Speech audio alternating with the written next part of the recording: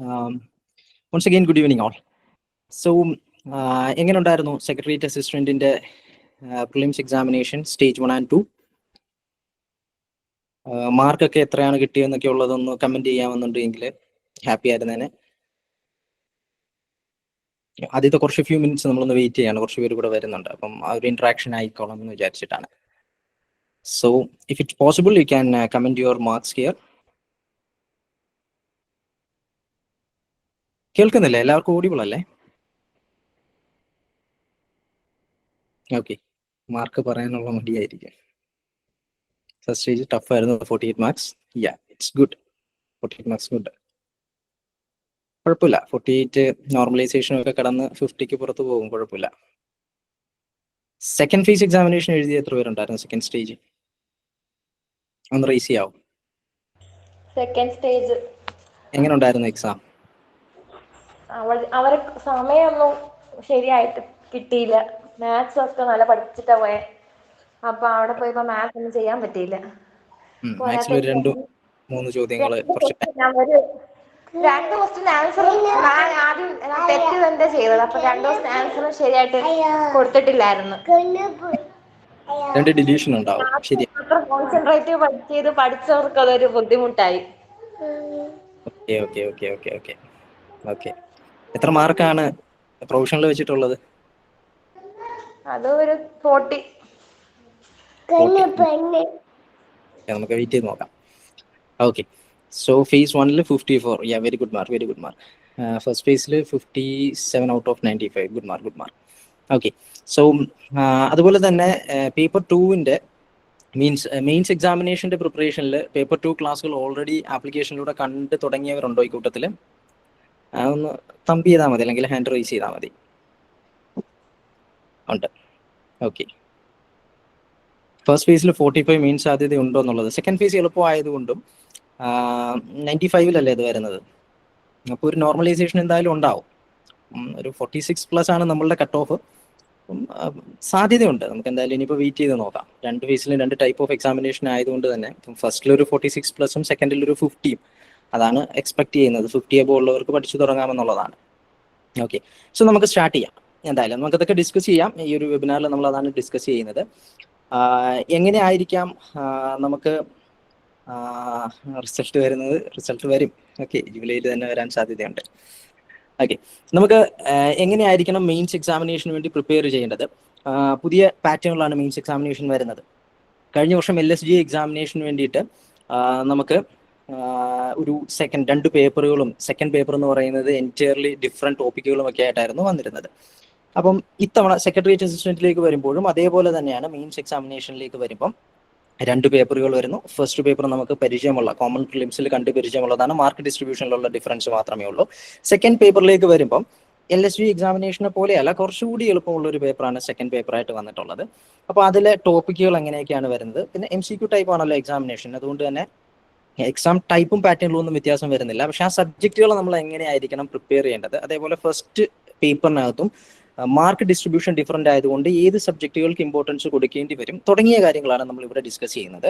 അതോടൊപ്പം തന്നെ നിങ്ങൾക്ക് ഏറ്റവും ബെസ്റ്റ് പ്രിപ്പറേഷനെ സഹായിക്കുന്ന ഏറ്റവും ബെസ്റ്റ് റിസോഴ്സസ്. ഈ റിസോഴ്സസ് എന്ന് പറയുമ്പോൾ അതിനകത്ത് എല്ലാം ഉൾപ്പെടും. എല്ലാം എന്ന് പറഞ്ഞു കഴിഞ്ഞാൽ ക്ലാസ്സുകൾ ഉൾപ്പെടും, സ്റ്റഡി മെറ്റീരിയൽസ്, നോട്ട്സ് എന്ന് പറയുന്നത് ഉൾപ്പെടും, ബുക്സ് പബ്ലിഷ് ചെയ്യുന്നുണ്ടെങ്കിൽ അത് ഉൾപ്പെടും, ടെസ്റ്റ് സീരീസ് പ്രോഗ്രാം ഉണ്ടെങ്കിൽ അത് ഉൾപ്പെടും, കറണ്ട് അഫേഴ്സ് ഉണ്ടെങ്കിൽ ബെസ്റ്റ് കറണ്ട് അഫേഴ്സ് എവിടെ നിന്ന് വായിക്കണം, കറണ്ട് അഫേഴ്സ് ക്യൂസ് എങ്ങനെയായിരിക്കണം, അങ്ങനെ തുടങ്ങിയിട്ടുള്ള നിങ്ങൾക്ക് പഠിക്കാൻ സഹായിക്കുന്ന എല്ലാം തന്നെ എന്താണ്? നിങ്ങളുടെ റിസോഴ്സസ് ആണ്. അപ്പോൾ ഈ റിസോഴ്സസ് നിങ്ങൾ എവിടെ നിന്നാണ് അക്വയർ ചെയ്യേണ്ടത്? ഇന്നത്തെ നമ്മുടെ ഈ ഒരു ഏജിൽ ഏറ്റവും വലിയൊരു അഡ്വാൻറ്റേജ് എന്ന് പറയുന്നത് നിങ്ങളുടെ വിരൽത്തുമ്പിൽ എല്ലാം അവൈലബിൾ ആണ്. ഫ്രീ ആയിട്ടും അല്ലാതെയും അവൈലബിൾ ആണ്. അതുകൊണ്ട് തന്നെ നമുക്ക് ചൂസ് ചെയ്യുക എന്നുള്ളത് മാത്രമേ ഉള്ളൂ. എവിടെ നിന്ന് എടുക്കുക എന്നുള്ളത്, ബെസ്റ്റ് എങ്ങനെ ചൂസ് ചെയ്ത് എടുക്കുക എന്നുള്ളത് മാത്രമാണ് നമ്മൾ നോക്കേണ്ടത്. നമുക്ക് അവൈലബിലിറ്റി ഉണ്ട് എല്ലാത്തിൻ്റെയും. അപ്പം അങ്ങനെ ചൂസ് ചെയ്ത് എടുത്തില്ല എന്നുണ്ടെങ്കിലുള്ള കുഴപ്പം എന്താണെന്ന് വെച്ച് കഴിഞ്ഞാൽ നമുക്കൊരു ചാൻസേ ഉള്ളൂ. സെക്രട്ടേറിയറ്റ് അസിസ്റ്റന്റ് എക്സാമിനേഷൻ ഈ വർഷം പ്രിലിംസ് ക്ലിയർ ചെയ്ത് കഴിഞ്ഞാൽ മെയിൻസ് എഴുതുക എന്ന് പറയുന്നത് ഒരു ചാൻസേ ഉള്ളൂ. അത് കഴിഞ്ഞാൽ പിന്നെ 3 വർഷം കഴിഞ്ഞിട്ടാണ് ഒരു ഡിഗ്രി ലെവൽ എക്സാമിനേഷൻ നമ്മളിങ്ങനെ നെക്സ്റ്റ് ഇയർ എന്ന് പറഞ്ഞിട്ട് കാത്തിരിക്കേണ്ടതായിട്ട് വരും. അപ്പം നമുക്ക് കിട്ടിയിട്ടുള്ള ഈ ഓപ്പർച്യൂണിറ്റി നമ്മൾ ചൂസ് ചെയ്യുന്നത് എന്തിനെയാണോ അതിനനുസരിച്ചിട്ടായിരിക്കും ഇരിക്കുന്നത് നമ്മൾ എങ്ങനെ വിജയിക്കുന്നു എന്നുള്ളത്. അപ്പൊ അവിടെയാണ് നമ്മൾ എവിടെ നിന്ന് എങ്ങനെയൊക്കെ പഠിക്കണം എന്നുള്ളത്, എക്സാമിനെ എങ്ങനെ നേരിടണം എന്നുള്ളത്. ഇവിടെ നിങ്ങൾക്കൊരു പാറ്റേൺ, ആ പാറ്റേൺ അനുസരിച്ചിട്ട് എങ്ങനെ പോകണമെന്നൊന്നും പ്രത്യേകിച്ച് പറഞ്ഞു തരേണ്ട കാര്യം ഉണ്ടാവില്ല. കാരണം പ്രിലിംസ് എക്സാമിനേഷൻ നല്ല മാർക്കോടുകൂടി ക്ലിയർ ചെയ്തവരാണ് ഇവിടെ ഇരിക്കുന്നവരെ. അപ്പൊ അതുകൊണ്ട് തന്നെ എക്സാമിനെ അപ്രോച്ച് ചെയ്യേണ്ടത് എങ്ങനെയാണെന്നുള്ളത് അതേ രീതിയിൽ തന്നെ നിങ്ങൾക്ക് മെയിൻസിലേക്കും കൊണ്ടുവന്നാൽ മതി. പക്ഷെ അവിടെയുള്ള സബ്ജക്റ്റുകൾ മാറുന്നു, എവിടെ നിന്ന് പഠിക്കണം എന്നുള്ളൊരു കാര്യം. പിന്നെ അതേപോലെ തന്നെ നിങ്ങൾ ഓൾറെഡി പഠിച്ചു വന്നിട്ടുള്ള ഒരു രീതിയിൽ നിന്നും എന്ത് ഡിഫറൻസ് ആണ് കൊണ്ടുവരേണ്ടത് നമ്മൾ റാങ്കിലേക്ക് മുന്നിലേക്ക് വരുന്നതിന് വേണ്ടിയിട്ട്. കാരണം പ്രിലിംസിലേക്ക് വരുമ്പോൾ എന്താണ്, അവിടെ നമുക്കൊരു കട്ട് ഓഫ് മാർക്ക് ക്ലിയർ ചെയ്താൽ മതി. മെയിൻസിൽ അങ്ങനെയാണോ? അല്ല. മെയിൻസിൽ നമ്മൾ ഏറ്റവും മികച്ച റാങ്ക് വാങ്ങുക എന്നുള്ളതാണ്. കാരണം എന്താണ്, ഒന്ന് നമ്മൾ ആ റാങ്ക് ലിസ്റ്റിൽ നിന്ന് നമുക്ക് ജോലി നേടുക എന്നുള്ളൊരു കാര്യമുണ്ട്. അതേപോലെ തന്നെ എന്താണ്, എത്രയും പെട്ടെന്ന് തന്നെ ആദ്യത്തെ അഡ്വൈസുകളിൽ തന്നെ ജോലി വാങ്ങുക എന്നുള്ളൊരു കാര്യം കൂടി നിൽക്കുന്നുണ്ട്. അപ്പൊ അതുകൊണ്ട് തന്നെ പ്രിലിംസ് എക്സാമിനേഷനെ പോലെ തന്നെയാണ് മെയിൻസിന്റെ ആ ഒരു എക്സാം പാറ്റേൺ എങ്കിലും, മീൻസ് സബ്ജക്റ്റുകൾക്ക് ഡിഫറൻസ് ഉണ്ട്, അതല്ലാതെ എക്സാം കണ്ടക്ട് ചെയ്യുന്നത് അങ്ങനെയാണെങ്കിൽ പോലും നിങ്ങൾക്ക് പ്രിലിംസിന്റെ കട്ട് ഓഫ് മാർക്ക് എന്ന രീതിയിലല്ല മെയിൻസിലേക്ക് വാങ്ങേണ്ടി വരിക. ഏറ്റവും നല്ല മാർക്ക് നിങ്ങൾ എഴുതുന്ന, ഇപ്പം അറൌണ്ട് 600 കാൻഡിഡേറ്റ്സിനെ എടുക്കുന്നു എന്ന് കരുതുക, അങ്ങനെയാണെന്നുണ്ടെങ്കിൽ ആദ്യത്തെ 100 പേർക്കകത്ത് തന്നെ അല്ലെങ്കിൽ ആദ്യത്തെ 50 പേർക്കകത്ത് തന്നെ എത്താൻ സാധിക്കുക എന്നുള്ളതാണ് മെയിൻസ് എക്സാമിനേഷന്റെ നമ്മുടെ ചലഞ്ചിങ് ആയിട്ടുള്ള കാര്യം എന്ന് പറയുന്നത്. അതിനുശേഷം ഇന്റർവ്യൂ ഉണ്ട്, അത് പിന്നെ അതിനുശേഷം നമ്മൾ നോക്കേണ്ട കാര്യമേ ഉള്ളൂ. സോ ഇന്നത്തെ ഈ ഒരു വെബിനാറിൽ നമ്മൾ ഡിസ്കസ് ചെയ്യുന്നത് അതായിരിക്കും, എങ്ങനെയാണ് പേപ്പർ 1 and 2 മെയിൻസിനെ നേരിടേണ്ടത്. അതിൽ തന്നെ ആദ്യമായി പഠിക്കുന്ന പേപ്പർ 2 എന്ന് പറയുന്ന ഭാഗം എങ്ങനെയായിരിക്കണം നമ്മൾ ഫുള്ളി കോൺസെൻട്രേറ്റ് ചെയ്ത് പഠിക്കേണ്ടത് തുടങ്ങിയ കാര്യങ്ങളാണ്. അതിനായി നമ്മളോടൊപ്പം ജോയിൻ ചെയ്യുന്നത് പേപ്പർ 2 ഭാഗത്ത് Indian constitution, constitutional structure, central state relation, അതേപോലെ തന്നെ ഡിസാസ്റ്റർ മാനേജ്മെന്റ്, ഇ ഗവേണൻസ് തുടങ്ങിയ വളരെ ഇമ്പോർട്ടൻ്റ് ആയിട്ടുള്ള കൂടുതൽ മാർക്ക് ഏരിയ കവർ ചെയ്യുന്ന ആ ഒരു ഭാഗം നമുക്ക് ഹാൻഡിൽ ചെയ്യുന്ന നമ്മളുടെ കോർഡിനേറ്റർ കൂടിയിട്ടായിട്ടുള്ള ഡോക്ടർ അരുൺ സാർ കൂടി നമ്മോടൊപ്പം ജോയിൻ ചെയ്യുന്നുണ്ട്. സാർ കൂടി നിങ്ങളെ ഹെൽപ്പ് ചെയ്യുന്നുണ്ടാവും, എങ്ങനെയായിരിക്കണം പേപ്പർ 2ലേക്കൊക്കെ നിങ്ങൾ കൂടുതൽ ഫോക്കസ് കൊടുക്കേണ്ടത്, ഏത് ഏരിയാസിൽ നിന്നാണ് പഠിക്കേണ്ടത് എന്നുള്ളത്. So Arun sir, I welcome you to this webinar. Sir audible ആണോ? Thank you Ajmal, thank you. Okay, clear അല്ലേ? കേൾക്കുന്നില്ലേ? കേൾക്കുന്നുണ്ട് sir. Okay fine. Okay, good evening all. Okay, anyway നമ്മളിപ്പോ കുറെ പേരെടുത്ത് മാർക്ക് ചോദിച്ചു, എല്ലാവരും ടെൻഷനിലാണ്. ഓക്കെ, മാർക്ക് 45+ ഉണ്ട്, 50 ഉണ്ട്. സോ ഇത് അതൊരു ക്ലട്ടറാണ്. ഓക്കെ, ഇപ്പൊ നിങ്ങൾ എഴുതിയിട്ടുള്ളവരിൽ ഒരുവിധം നന്നായിട്ട് പഠിച്ചിട്ടുള്ളവരെല്ലാവരും വന്നു നിൽക്കുന്നത് it is actually between like 40 and 55 or maximum 60, ഒരു 40-നും 60-നും ഇടയ്ക്കാണ് എല്ലാവരും എന്ത് ചെയ്തിരിക്കുന്നത്, വന്ന് കിടക്കുന്നത്. സെക്കൻഡ് ഫേസ് എഴുതുകയാണെന്നുണ്ടെങ്കിൽ കുറച്ചും കൂടെ മുന്നോട്ടേക്ക് വന്നിട്ടുണ്ട്, ഒരു 55+ ഒക്കെ ആൾക്കാർ പറയുന്നുണ്ട്, അത്തരത്തിലുള്ള രീതിയിലുള്ള കാര്യത്തിലേക്ക് വരുന്നുണ്ട്. നമ്മൾ ഫേസ് 1-ൽ എഴുതിയ 45 is equal to ഫേസ് 2-ലെ 55. ഓക്കെ, അതാണ് നമ്മളുടെ ഒരു ഏകദേശം ഒരു നോർമലൈസേഷൻ അല്ലെങ്കിൽ അത്തരത്തിലുള്ള ഒരു കാര്യത്തിലേക്ക് വരുന്നത്. പിന്നെ രണ്ടാമതൊരു കാര്യം, ഫേസ് 2-ന്റെ പേപ്പർ ഈ പറയുന്ന രീതിയിലുള്ള നമ്മളുടെ ഇത് വന്നിട്ടില്ല. എന്താണെന്ന് വെച്ച് കഴിഞ്ഞാൽ നമ്മളുടെ അതിന്റെ ആൻസർ കീ ഇല്ലല്ലോ, പ്രൊവിഷനിൽ വന്നിട്ടില്ല. പ്രൊവിഷനിൽ വന്നു കഴിയുമ്പോഴാണ് ഇനി PSC എന്തൊക്കെയാണ് കാണിച്ചു വെച്ചേക്കുന്നത് എന്നുള്ള കാര്യം കൂടി നമുക്കറിയുള്ളൂ. എന്ത് വന്നാലും നമ്മൾ പഠിച്ചു തുടങ്ങാം. ഓക്കെ, കാരണം ഇപ്പോഴത്തെ നിങ്ങൾ PSCയുടെ എക്സാമിനേഷൻസ് നിങ്ങൾ നോക്കാവുന്നുണ്ടെങ്കിൽ, ഈ PSCയുടെ ഈ ഒരു എക്സാമിനേഷൻ എന്ന് പറയുന്നത് ഒരു തുടർച്ചയാണ്. ഓക്കെ, അല്ലാതെ നിൽക്കുന്നില്ല. ഒരു പരീക്ഷ കഴിയുന്നു, അത് നിർത്തി അടുത്ത പരീക്ഷ പഠിക്കുന്നു, അത് നിർത്തി അടുത്ത പരീക്ഷ പഠിക്കുന്നു എന്നുള്ള രീതിയിലല്ലടോ. നമ്മളിപ്പോ എങ്ങനെയാണ് ചെയ്യുന്നത്? ഓക്കെ, ഇതിങ്ങനെ തുടർന്നുകൊണ്ടേയിരിക്കുന്നു. PSC ഇങ്ങനെ എന്ത് ചെയ്യുന്നു, പുതിയ നോട്ടിഫിക്കേഷൻസ് ഇടുന്നു, പുതിയ കാര്യങ്ങൾ വിളിക്കുന്നു എന്നുള്ള രീതിയിലാണ്. പക്ഷെ അവിടെയാണ് നിങ്ങൾ ഇപ്പൊ എഴുതിയ ഈ ഒരു പരീക്ഷ ഡിഫറൻസ് വരുന്നത്. കാരണം ഈ ഒരു പരീക്ഷ നമ്മൾ ഈ മെയിൻസിൽ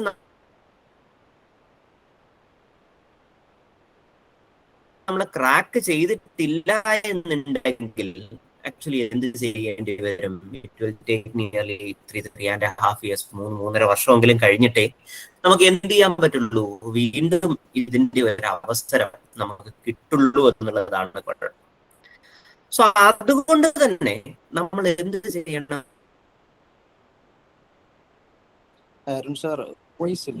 എന്ന് വെച്ച് കഴിഞ്ഞാൽ, നമ്മൾ നല്ല കൃത്യമായിട്ടും വ്യക്തമായിട്ടും നമ്മൾ ഇത് പഠിച്ചു തുടങ്ങേണ്ട ഒരാവശ്യം.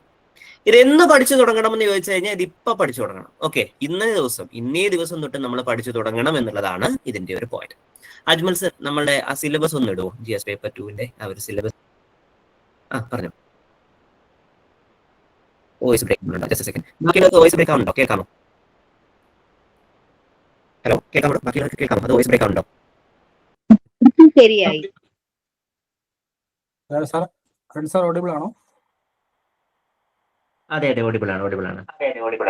ആദ്യം സാർ പറഞ്ഞ കുറച്ച് കാര്യങ്ങൾ ലാഗ് ഉണ്ടായിരുന്നു. എനിക്കൊന്നും ക്യാമറ ഓഫ് ആയതിനു ശേഷം ഓക്കെയാണ്. ഓക്കെ ഇപ്പൊ ക്ലിയർ അല്ലേ? ക്ലിയർ ആണ്. Okay fine. ഓക്കെ സാറ് പറഞ്ഞതിനകത്ത് ചെറിയൊരു കറക്ഷൻ ഉണ്ടായിരുന്നു. പ്രൊഫഷണൽ കീയുടെ കാര്യമല്ല സാർ പറഞ്ഞത്, ഫൈനൽ കീ വന്നിട്ടില്ല എന്നാണ് സാർ മെൻഷൻ ചെയ്തിട്ടുള്ളത്. അതെ ഫൈനൽ കീ വന്നിട്ടില്ല എന്നാണ് ഉദ്ദേശിച്ചത്. ഓക്കെ ശരി. ഓക്കെ, സോ ഇതാണ് നമ്മളുടെ സിലബസ്. ഓക്കെ, നമ്മളുടെ ഈ സിലബസ് നിങ്ങളൊന്ന് നോക്കണോ. സിലബസ് നോക്കിയാൽ the first thing is actually like the principle of administration. Then അജ്മലെ നമ്മളുടെ കോൺസ്റ്റിറ്റ്യൂഷൻ തൊട്ടുണ്ടാവും. അങ്ങനെയാണെന്നുണ്ടെങ്കിൽ എനിക്ക് പറഞ്ഞു പോകാൻ കുറച്ചുകൂടി എളുപ്പമുണ്ടായിരുന്നു. Thank you. ഓക്കെ, സി ഈ ഒരു ടോപ്പിക്ക് നിങ്ങൾ നോക്കണം. നമ്മൾ എല്ലാ പരീക്ഷയ്ക്കും കൃത്യമായി കണ്ടുകൊണ്ടിരിക്കുന്ന ടോപ്പിക് അല്ലേ? ഓക്കെ, നമ്മൾ ഉറപ്പായിട്ടും കണ്ടുകൊണ്ടിരിക്കണം. നമ്മൾ എന്ത് ചെയ്യുന്നു, നമ്മൾ പണ്ട് തൊട്ടേ നമ്മൾ പഠിച്ച് പരിചിതമായിട്ടുള്ള ഒരു ടോപ്പിക്കാണ്. ഈ ടോപ്പിക്കിന്റെ ഗുണവും അത് തന്നെയാണ്, ഈ ടോപ്പിക്കിന്റെ ദോഷവും അത് തന്നെയാണ്. കാരണം എന്താ വെച്ചാൽ എല്ലാവർക്കും എല്ലാം അറിയാം. ഓക്കെ, ഈ ടോപ്പിക്ക് എല്ലാവരും പല എക്സാമിന് പഠിച്ച് എല്ലാവർക്കും എല്ലാം അറിയാം. ഈ ടോപ്പിക്കിന്റെ ദോഷം അതാണ്. എന്നാൽ ടോപ്പിക്കിന്റെ ഗുണം എന്താണ്? നിങ്ങൾക്കും ഇതിനകത്ത് അത്യാവശ്യം മാർക്ക് മേടിക്കുന്ന രീതിയിലുള്ള കാര്യങ്ങൾ നിങ്ങൾക്കറിയാം. അപ്പൊ നമ്മൾ എന്താ ചെയ്യേണ്ടത് വെച്ചാൽ, ഈ ഒരു 12 മാർക്കിൽ നമ്മൾ ഒരു ക്വസ്റ്റ്യന് പോലും നമ്മൾ ആൻസർ എന്ത് ചെയ്യരുത്, എഴുതാതെ പോകരുത്. ഈ ഒരു 12 മാർക്കിൽ ഒരൊറ്റ മാർക്ക് പോലും നമുക്ക് എങ്ങും എന്ത് ചെയ്യരുത്, നഷ്ടപ്പെട്ടത്. ആ ഒരു രീതിയിൽ വേണം നമ്മൾ എന്ത് ചെയ്യാൻ, നമ്മൾ ഈ കാര്യങ്ങൾ പഠിച്ചു തുടങ്ങാൻ. സോ നിങ്ങൾ ഈ ഫേസ് 2വിന്റെ പേപ്പർ, ഫേസ് 1ൽ എഴുതിയിട്ടുള്ളവരാണെങ്കിലും ആ ഫേസ് 2വിന്റെ ക്വസ്റ്റ്യൻ പേപ്പർ നിങ്ങൾ കണ്ടിട്ടുണ്ടെങ്കിൽ നിങ്ങൾക്ക് മനസ്സിലാവും, ആ ഫേസ് 2വിന്റെ ക്വസ്റ്റ്യൻ പേപ്പർ ഇൻഡയറക്ട്ലി നമ്മളുടെ ഇന്ത്യയുടെ ഒരു സാമ്പത്തിക സ്ഥിതിയെ പറ്റി, കേരളത്തിന്റെ സാമ്പത്തിക സ്ഥിതിയെ പറ്റി, അല്ലെങ്കിൽ ഓക്കെ ഈ പറയുന്ന രീതിയിൽ 25 വർഷം അല്ലെങ്കിൽ 30 വർഷം മുമ്പുള്ള എക്സാക്റ്റ് ആയിട്ടുള്ള രീതിയിലുള്ള എന്താ പറയാ, അത്തരത്തിലുള്ള രീതിയിലുള്ള കാര്യങ്ങളെ പറ്റി, അതായത് കറണ്ട് അഫേഴ്സിൽ നിന്നുകൊണ്ട്, കറണ്ട് അഫേഴ്സിൽ ഊന്നിക്കൊണ്ട് ആക്ച്വലി പഴയ തരത്തിലുള്ള കാര്യങ്ങൾ ചോദിക്കുന്ന രീതിയിലേക്കാണ് എന്ത് ചെയ്തിട്ടുള്ളത്, അവർ ഫേസ് 2വിന്റെ ക്വസ്റ്റ്യൻ പേപ്പർ ഇട്ട്. സോ അതുകൊണ്ട് തന്നെ ഈ പ്രാവശ്യത്തെ നമ്മളുടെ ഈ ഒരു ക്വസ്റ്റ്യൻ, നമ്മളുടെ അടുത്ത ക്വസ്റ്റ്യൻസ് എങ്ങനെ വരും എന്നുള്ള കാര്യം നമ്മൾ എന്ത് ചെയ്യണം, നമുക്ക് മുൻകൂട്ടി കാണുവാനായിട്ട് പറ്റണം. സി ഗവർണറുമായി ഇപ്പോൾ നടന്നുകൊണ്ടിരിക്കുന്ന പ്രശ്നങ്ങൾ, സ്ക്രീൻ പോയി എന്ന് തോന്നുന്നു, ആ സ്ക്രീൻ ഇടയ്ക്ക് ഒന്ന് ഷെയർ ചെയ്തിടണേ. ഓക്കെ, സോ ഗവർണറുമായി ബന്ധപ്പെട്ട കാര്യങ്ങൾ നമുക്ക് എന്താണ് ഇപ്പൊ കൂടുതൽ പ്രശ്നമായിട്ട് വരുന്നുണ്ട്. അതുപോലെ തന്നെ നീതി ആയോഗുമായിട്ട് ബന്ധപ്പെട്ടിട്ട്, പ്ലാനിംഗ് കമ്മീഷനുമായിട്ട് ബന്ധപ്പെട്ടിട്ട്, അല്ലെങ്കിൽ ഈ പറയുന്ന രീതിയിൽ സെൻട്രൽ സ്റ്റേറ്റ് ഇന്റർ സ്റ്റേറ്റ് റിലേഷനുമായി ബന്ധപ്പെട്ടിട്ടുള്ള കുറച്ച് കാര്യങ്ങളുണ്ട്. ഈ ഒരു കാര്യങ്ങൾക്കെല്ലാം നമുക്ക് എന്തുണ്ട്, നമുക്കൊരു പ്രതീക്ഷയുള്ള രീതിയിലുള്ള അല്ലെങ്കിൽ ചോദിക്കാൻ സാധ്യതയുള്ള രീതിയിലുള്ള കുറെ ക്വസ്റ്റ്യൻസ് ആണ്. നിങ്ങൾ ഇതിനകത്ത് ആ salient features of the Indian constitution തൊട്ട് താഴേക്ക് നമ്മുടെ ഹൈക്കോർട്ട്, സബോർഡിനേറ്റ് കോർട്ട്, ജുഡീഷ്യറി വരെയുള്ള കാര്യങ്ങൾ നിങ്ങൾ എന്ത് ചെയ്യുക, അത് സിലബസ് ഒന്ന് വായിക്കും. എന്നിട്ട് നമ്മൾ കറണ്ട് അഫേഴ്സുമായിട്ട് ഒന്ന് ലിങ്ക് ചെയ്യാം. ഓക്കെ, നമ്മൾ ജഡ്ജിമാരുടെ പേര് പറഞ്ഞുകൂടാന്നാണ്, എങ്കിലും ഒരു ജഡ്ജ് ഇംപീച്ച്മെന്റിന്റെ വക്കിൽ വന്നു നിൽപ്പുണ്ട്. സോ അതുകൊണ്ട് തന്നെ ഇംപീച്ച്മെന്റ് എന്താണ്, അല്ലെങ്കിൽ അത്തരത്തിലുള്ള കാര്യങ്ങൾ എന്താണ്, അതുമായി ബന്ധപ്പെട്ട ആർട്ടിക്കിൾ എന്താണ്, അല്ലെങ്കിൽ അതുമായി ബന്ധപ്പെട്ട ലോ എന്താണ്, അല്ലെങ്കിൽ അതുമായി ബന്ധപ്പെട്ട പ്രൊസീജിയറുകൾ എന്താണ് എന്നുള്ള രീതിയിലുള്ള ക്വസ്റ്റ്യൻസ് നമുക്ക് എന്ത് ചെയ്യാവുന്നതാണ്, പ്രതീക്ഷിക്കാവുന്ന രീതിയിലുള്ള കാര്യങ്ങളാണ്. അതുപോലെ തന്നെ subordinate judiciary, state judiciary, high court and subordinate judiciary. നിങ്ങൾ എല്ലാവരും പഠിച്ചിട്ടുണ്ടാവുക സുപ്രീം കോർട്ടും ഹൈക്കോർട്ടും ആയിരിക്കും. എന്നാൽ അതിന് താഴെയുള്ള ഒരു ജുഡീഷ്യൽ സ്ട്രക്ചർ, കാരണം നമ്മളുടേത് ഒരു ഇന്റഗ്രേറ്റഡ് ആയിട്ടുള്ള ജുഡീഷ്യറിയാണ്. ഒരു ഇൻഡിപെൻഡന്റ് ആയിട്ടുള്ള ജുഡീഷ്യറിയാണ്, ഒരു ഇന്റഗ്രിറ്റി ഉള്ള ജുഡീഷ്യറിയാണ്, അതുപോലെ തന്നെ ഒരു ഇംപാർഷ്യാലിറ്റി ഉള്ള ജുഡീഷ്യറിയാണ്. സോ ആ ഒരു ഇന്റഗ്രേറ്റഡ് ആൻഡ് ഇൻഡിപെൻഡൻസ് നിലനിർത്താനായിട്ട് സബോർഡിനേറ്റ് ജുഡീഷ്യറി എന്ന് പറയുന്ന ഒരു വിഭാഗം കൂടി നമുക്ക് എന്താണ് വളരെ കൃത്യമായിട്ട്, അല്ലെങ്കിൽ ആ ഒരു രീതിയിൽ നമ്മൾ മുന്നോട്ടേക്ക് കൊണ്ടുപോകേണ്ടതായിട്ടുണ്ട്. സോ അങ്ങനെയുള്ള ഒരു സിറ്റുവേഷൻ മുന്നിൽ കിടക്കുന്നത് കൊണ്ട് തന്നെ നമ്മൾ ഈ ഹൈക്കോർട്ട് കൊണ്ട് പഠനം നിർത്താൻ പാടില്ലടോ. അതിന് താഴേക്കുള്ള രീതിയിൽ ഡിസ്ട്രിക്ട് കോർട്ടുകൾ, സെഷൻസ് കോർട്ടുകൾ, അല്ലെങ്കിൽ ആ ഒരു രീതിയിലുള്ള കോർട്ടുകളെ പറ്റി അത്തരത്തിലുള്ള ഒരു ഏരിയ നമുക്ക് ക്വസ്റ്റ്യൻ ആയിട്ട് വരാൻ സാധ്യതയുള്ളതാണ്. അതുപോലെ തന്നെ നമ്മളുടെ state legislature as well as legislative assembly. നമ്മളുടെ സ്റ്റേറ്റ് ലെജിസ്ലേച്ചർ എന്നുള്ളതിനേക്കാളും അതിനകത്ത് നടക്കുന്ന ഇലക്ഷൻസ്, അല്ലെങ്കിൽ അതുമായി ബന്ധപ്പെട്ടിട്ടുള്ള പലതരത്തിലുള്ള ബില്ലുകൾ, അതുമല്ല എന്നുണ്ടെങ്കിൽ സ്റ്റേറ്റിന് മാത്രമായി ചെയ്യാൻ പറ്റുന്ന ബില്ലുകൾ, സെന്ററിന് മാത്രമായിട്ട് ചെയ്യാൻ പറ്റുന്ന രീതിയിലുള്ള ലെജിസ്ലേഷൻസ്, അല്ലെങ്കിൽ ഈ പറയുന്ന രീതിയിൽ നമ്മളുടെ എന്താ പറയാ അമെൻമെന്റുകൾ. ഇത് ഈ സെക്കൻഡ് ഫേസിലെ ക്വസ്റ്റ്യൻ നിങ്ങൾ കണ്ടിട്ടുണ്ടാവും, അമെൻമെന്റ് ഏത് പാർട്ടിൽ നിന്നാണ് എന്നുള്ള രീതിയിലുള്ള ക്വസ്റ്റ്യൻ വന്നിട്ടുണ്ടായിരുന്നു. ഞാൻ നേരത്തെ KAS ഒരു ക്ലാസ് എടുത്തപ്പോൾ അതിനകത്ത് ഒരാൾ എന്നോട് ചോദിച്ചിരുന്നു, സാറേ ആർട്ടിക്കിൾ പഠിച്ചാൽ പോരെ, പാർട്ടൊക്കെ ആര് ചോദിക്കും എന്ന് ചോദിച്ചിട്ടുണ്ടായിരുന്നു. പാർട്ടൊക്കെ PSC ചോദിക്കോടും. ആ പാർട്ട് അടക്കമുള്ള കാര്യങ്ങൾ നമ്മൾ എന്ത് ചെയ്യേണ്ടതുണ്ട്, നമ്മൾ നോക്കേണ്ടതായിട്ടുള്ള ഒരു കഥയുണ്ട്. പിന്നെ മുകളിലേക്ക് വന്നു കഴിയുമ്പോൾ ആക്ച്വലി ഈ പറയുന്ന രീതിയിൽ parliamentary privileges, judicial review, public interest litigation, അത്തരത്തിലുള്ള കുറച്ച് ടോപ്പിക്കുകളുണ്ട്. നിങ്ങളിപ്പോൾ നോക്കിയാൽ PSC കളിച്ചുകൊണ്ടിരിക്കുന്ന ഒരു ഏരിയ അതാണ്. ഓക്കെ, PSC കളിച്ചുകൊണ്ടിരിക്കുന്ന ഒരു ഏരിയ നമ്മളുടെ judicial review, public interest litigation, അതുപോലെ തന്നെ judicial over reach, judicial under reach, അത്തരത്തിലുള്ള കുറേ ഏരിയാസും, അതുപോലെ തന്നെ പാർലമെന്റിൻ്റെതായിട്ടുള്ള തരത്തിലുള്ള പലതരത്തിലുള്ള പ്രിവിലേജുകളും കാര്യങ്ങളും ഒക്കെയാണ്. നമ്മളെ പാർലമെന്റിൽ ഇപ്പോൾ ചിലർക്കെതിരെ ഓക്കെ പ്രിവിലേജ് മോഷൻസ് ഉണ്ടായി, എന്നാൽ ഒരു മന്ത്രിക്കെതിരെ വരുന്നത് സെൻഷ്യൂർ മോഷനാണ്. അപ്പോൾ ഈ സെൻഷർ മോഷൻ എന്താണ്, പ്രിവിലേജ് മോഷൻ എന്താണ്, അതുമല്ല എന്നുണ്ടെങ്കിൽ കോൺഫിഡൻസ്, നോ കോൺഫിഡൻസ് മോഷൻസ് എന്താണ്, അത്തരത്തിലുള്ള മോഷൻസും അതിന്റെ ഒരു കാര്യങ്ങളും എങ്ങനെയാണ്, അതിന് ഏത് തരത്തിലുള്ള മെജോറിറ്റിയാണ് വേണ്ടുന്നത്, ഇത്തരത്തിലുള്ള രീതിയിലേക്ക് PSC പോകുവാനുള്ള സാധ്യത കൂടുതലാണ്. പ്രസിഡന്റ്, വൈസ് പ്രസിഡന്റ്, അവരുടെ ഇലക്ഷൻസ്, ആ ഒരു ഏരിയ നമുക്ക് പ്രീവിയസ് ഇയർ ക്വസ്റ്റ്യൻ പേപ്പർ തന്നെ മതി. കാരണം ചോദിക്കാവുന്നതിന്റെ മാക്സിമം ചോദ്യങ്ങൾ ആക്ച്വലി എന്ത് ചെയ്തിട്ടുണ്ട്, ആ ഒരു ഏരിയയിൽ നിന്ന് തന്നെ ആക്ച്വലി നമ്മളുടെ PSC എന്ത് ചെയ്തിട്ടുണ്ട്, കാര്യമായിട്ട് ക്വസ്റ്റ്യൻ ചോദിച്ചിട്ടുണ്ട്. പ്രസിഡന്റ്, വൈസ് പ്രസിഡന്റ്, അവരുടെ election, function, prime minister, previous year question paper അല്ലാതെ മറ്റൊരു കാര്യവും വേണ്ട. എന്നാൽ നിങ്ങൾ അതിന്റെ മുൻപിൽ നമ്മൾ തുടങ്ങുന്ന salient features of the constitution as well as preamble നോക്കുക. ആ ഒരു ഏരിയയിൽ പണ്ട് PSC ചോദിച്ചിരുന്ന രീതിയിൽ പ്രിയാമ്പിൾ എന്ന് പറയുന്നത് പൊളിറ്റിക്കൽ ഹോറോസ്കോപ്പ് ആണ് എന്ന് വിളിച്ചത് ആരാണ്, അല്ലെങ്കിൽ ഈ പറയുന്ന രീതിയിൽ സോൾ ഓഫ് ദ കോൺസ്റ്റിറ്റ്യൂഷൻ എന്ന് വിളിച്ചത് ആരാണ്, അത്തരത്തിലുള്ള ചോദ്യങ്ങൾ ഇപ്പൊ ഇല്ലടോ. അതിനേക്കാളും കൂടുതലായിട്ട് സോഷ്യലിസം എന്താണ് എന്ന് നിങ്ങൾക്ക് എക്സ്പ്ലെയിൻ ചെയ്യാൻ പറ്റുമോ, അതല്ലെങ്കിൽ സെക്യുലറിസം എന്താണ് എന്നുള്ള രീതിയിൽ ഒന്ന് എക്സ്പ്ലെയിൻ ചെയ്യാൻ പറ്റുമോ, ഇന്ത്യൻ സെക്യുലറിസം എന്താണ്, അല്ലെങ്കിൽ ലിബർട്ടിയിൽ തന്നെ പോസിറ്റീവ് ലിബർട്ടി അല്ലെങ്കിൽ നെഗറ്റീവ് ലിബർട്ടി എന്നുള്ള കോൺസെപ്റ്റ് എന്താണ്, അതുമല്ല എന്നുണ്ടെങ്കിൽ നമ്മളുടെ ഡെമോക്രസിയുടെ പ്രത്യേകത എന്താണ്, ഇൻഡയറക്റ്റ്, ഡയറക്റ്റ് ഡെമോക്രസിയെ നിങ്ങൾക്ക് എങ്ങനെ തിരിച്ചറിയാം, അതുമല്ലെങ്കിൽ റെപ്രസെന്റേറ്റീവ് ഡെമോക്രസി എന്ന് പറയുന്നതിന്റെ അർത്ഥം എന്താണ്, അതായത് ആ ഒരു area salient features of the Indian constitution തൊട്ട് DPSP വരെയുള്ള ആ ഒരു ഏരിയയില് PSC ഇപ്പോ അതിന്റെ ആത്മാവ് തപ്പി ഇറങ്ങിയിരിക്കുകയാണ്. ഡയറക്റ്റ് ആയിട്ടുള്ള ക്വസ്റ്റ്യൻസിന് പകരം അതിന്റെ ഉള്ളിലുള്ള കാര്യങ്ങളെ പറ്റി എന്തുമാത്രം നിങ്ങൾക്ക് അറിയാമെന്നുള്ള രീതിയിൽ അതിന്റെ ഒരു ആത്മാവ് തപ്പി ഇറങ്ങിയിട്ടുണ്ട്. കാരണം നമ്മൾ എപ്പോഴും കോൺസ്റ്റിറ്റ്യൂഷൻ പഠിക്കുമ്പോൾ ഏകദേശം സാലിയൻ ഫീച്ചേഴ്സ് തൊട്ട് DPSP വരെ കൃത്യമായിട്ട് നമ്മൾ പഠിച്ചു വെക്കും. പിന്നെ അങ്ങോട്ടേക്കാണ് നമ്മൾ ഉഴപ്പുന്നത്, അത് PSCക്കും അറിയാം. അതുകൊണ്ട് തന്നെ നിങ്ങൾ പഠിച്ചതിനകത്ത് ഒന്നും കൂടി ഒരു ലെവല് കൂടി ഉള്ളിലേക്ക് ഇറങ്ങുന്ന രീതിയിലാണ് പ്രത്യേകിച്ച് ഒരു സ്റ്റേജ് 2 എക്സാംസ് വരുമ്പോൾ നമ്മൾ എന്ത് ചെയ്യുന്നത്, PSC ഇപ്പൊ ചോദിച്ചുകൊണ്ടിരിക്കുന്നത്. അതുകൊണ്ട് തന്നെ നമുക്കൊരു അണ്ടർസ്റ്റാൻഡിങ് വേണോടോ ഈ ഒരു കാര്യത്തിന്. ഒരു ഇത്തിരി കൂടി നമുക്ക് എന്ത് ചെയ്യണം, ഒരു അണ്ടർസ്റ്റാൻഡിങ് വേണം. ആ ഒരു രീതിയിലേക്ക് കൂടി നമുക്ക് എന്ത് ചെയ്യാനുണ്ട്, നമുക്ക് പഠിക്കുവാനായിട്ടുണ്ട് എന്നുള്ളതാണ് എനിക്ക് പറയാൻ. സോ അത്തരത്തില് നമുക്ക് എന്ത് ചെയ്യേണ്ടി വരും, അത്തരത്തില് നമുക്ക് ആ ഒരു ടോപ്പിക്കുകളെ പറ്റിയിട്ട് ജസ്റ്റ് വായിച്ചു പോവുക, അല്ലെങ്കിൽ ആ ഒരു രീതിയിൽ നമ്മൾ അതിന്റെ ഒരു സാധാരണ PSC ചോദിക്കുന്ന പ്രീവിയസ് ക്വസ്റ്റ്യൻ പേപ്പർ മാത്രം വായിച്ചു പോവുക എന്നുള്ള രീതിയിൽ നിങ്ങൾ ചെയ്താൽ നിങ്ങൾക്ക് ഇപ്പൊ നടക്കുന്ന പോലെ തന്നെ സ്റ്റേജ് 1 കട്ട് ഓഫ് ക്ലിയർ ചെയ്യാൻ പറ്റും. എന്നാൽ സ്റ്റേജ് 2 നല്ല ഒരു റാങ്ക് നിങ്ങൾക്ക് കിട്ടണമെന്നുണ്ടെങ്കിൽ, സ്റ്റേജ് 2 നിങ്ങൾക്ക് ആദ്യം തന്നെ ഒരു അഡ്വൈസ് കിട്ടണമെന്നുണ്ടെങ്കിൽ we have to actually go down in to the topic. So അതുകൊണ്ട് തന്നെ അത്തരത്തിലുള്ള കാര്യങ്ങൾ കൂടി പഠിച്ചുകൊണ്ട് നമുക്ക് എന്ത് ചെയ്യാം, നമുക്കൊന്ന് മുന്നോട്ട് കൊണ്ടുപോകാം. 12 മാർക്ക് നമുക്ക് കോൺസ്റ്റിറ്റ്യൂഷണൽ സ്ട്രക്ചറിൽ നിന്ന് തന്നെ കിട്ടി. അടുത്ത 8 മാർക്ക് കിടക്കുന്നത് നമ്മളുടെ central state relation of the constitution എന്നുള്ള രീതിയിലാണ്. ഇനി നിങ്ങൾ ആ ഒരു ടോപ്പിക്കിനകത്ത് ഒന്നും കൂടി കാര്യമായിട്ട് നോക്കിയാൽ നമ്മളുടെ പഞ്ചായത്തി രാജ്, നഗരപാലിക എന്ന് പറയുന്നത് കൂടി ഒരു സെൻട്രൽ സ്റ്റേറ്റ് റിലേഷന്റെ കീഴിലാണ് അവരെന്ത് ചെയ്തിട്ടുള്ളത്, ഉൾപ്പെടുത്തിയിരിക്കുന്നത് എന്നുള്ള രീതിയിൽ കാണാം. കാരണം നമ്മൾ സെൻട്രൽ സ്റ്റേറ്റ് റിലേഷൻ പഠിച്ചു കഴിയുമ്പോൾ നിങ്ങൾ സാധാരണയായി പഠിക്കുന്നത് സെന്ററും സ്റ്റേറ്റും തമ്മിലുള്ള legislative, executive as well as actually economic ആയിട്ടുള്ള റിലേഷൻസ് ആണ്. എന്നാൽ അതിനപ്പുറം ഒരു അഡ്മിനിസ്ട്രേറ്റീവ് ആയിട്ടുള്ള റിലേഷനും ഒരു കോഓർഡിനേഷനും, അതായത് ഞാൻ നിങ്ങളോട് പറയുന്നത്, നിങ്ങൾ ആ ഒരു ടോപ്പിക്ക് നമുക്കറിയാം, സെൻട്രൽ സ്റ്റേറ്റ് റിലേഷൻ എന്ന് കാണുമ്പോൾ നമ്മളുടെ മനസ്സിലേക്ക് ഓടി വരുന്ന ടോപ്പിക്കുകളല്ലടോ, അതിൽ നിന്ന് കുറച്ചും കൂടെ പിൻ പോയിന്റ് ആയിട്ട് ഈ പ്രാവശ്യം PSC ചോദിച്ചിട്ടുണ്ട്. അതായത് അവർ തമ്മിലുള്ള കോർഡിനേഷൻ എങ്ങനെയൊക്കെ കൊണ്ടുവരാം.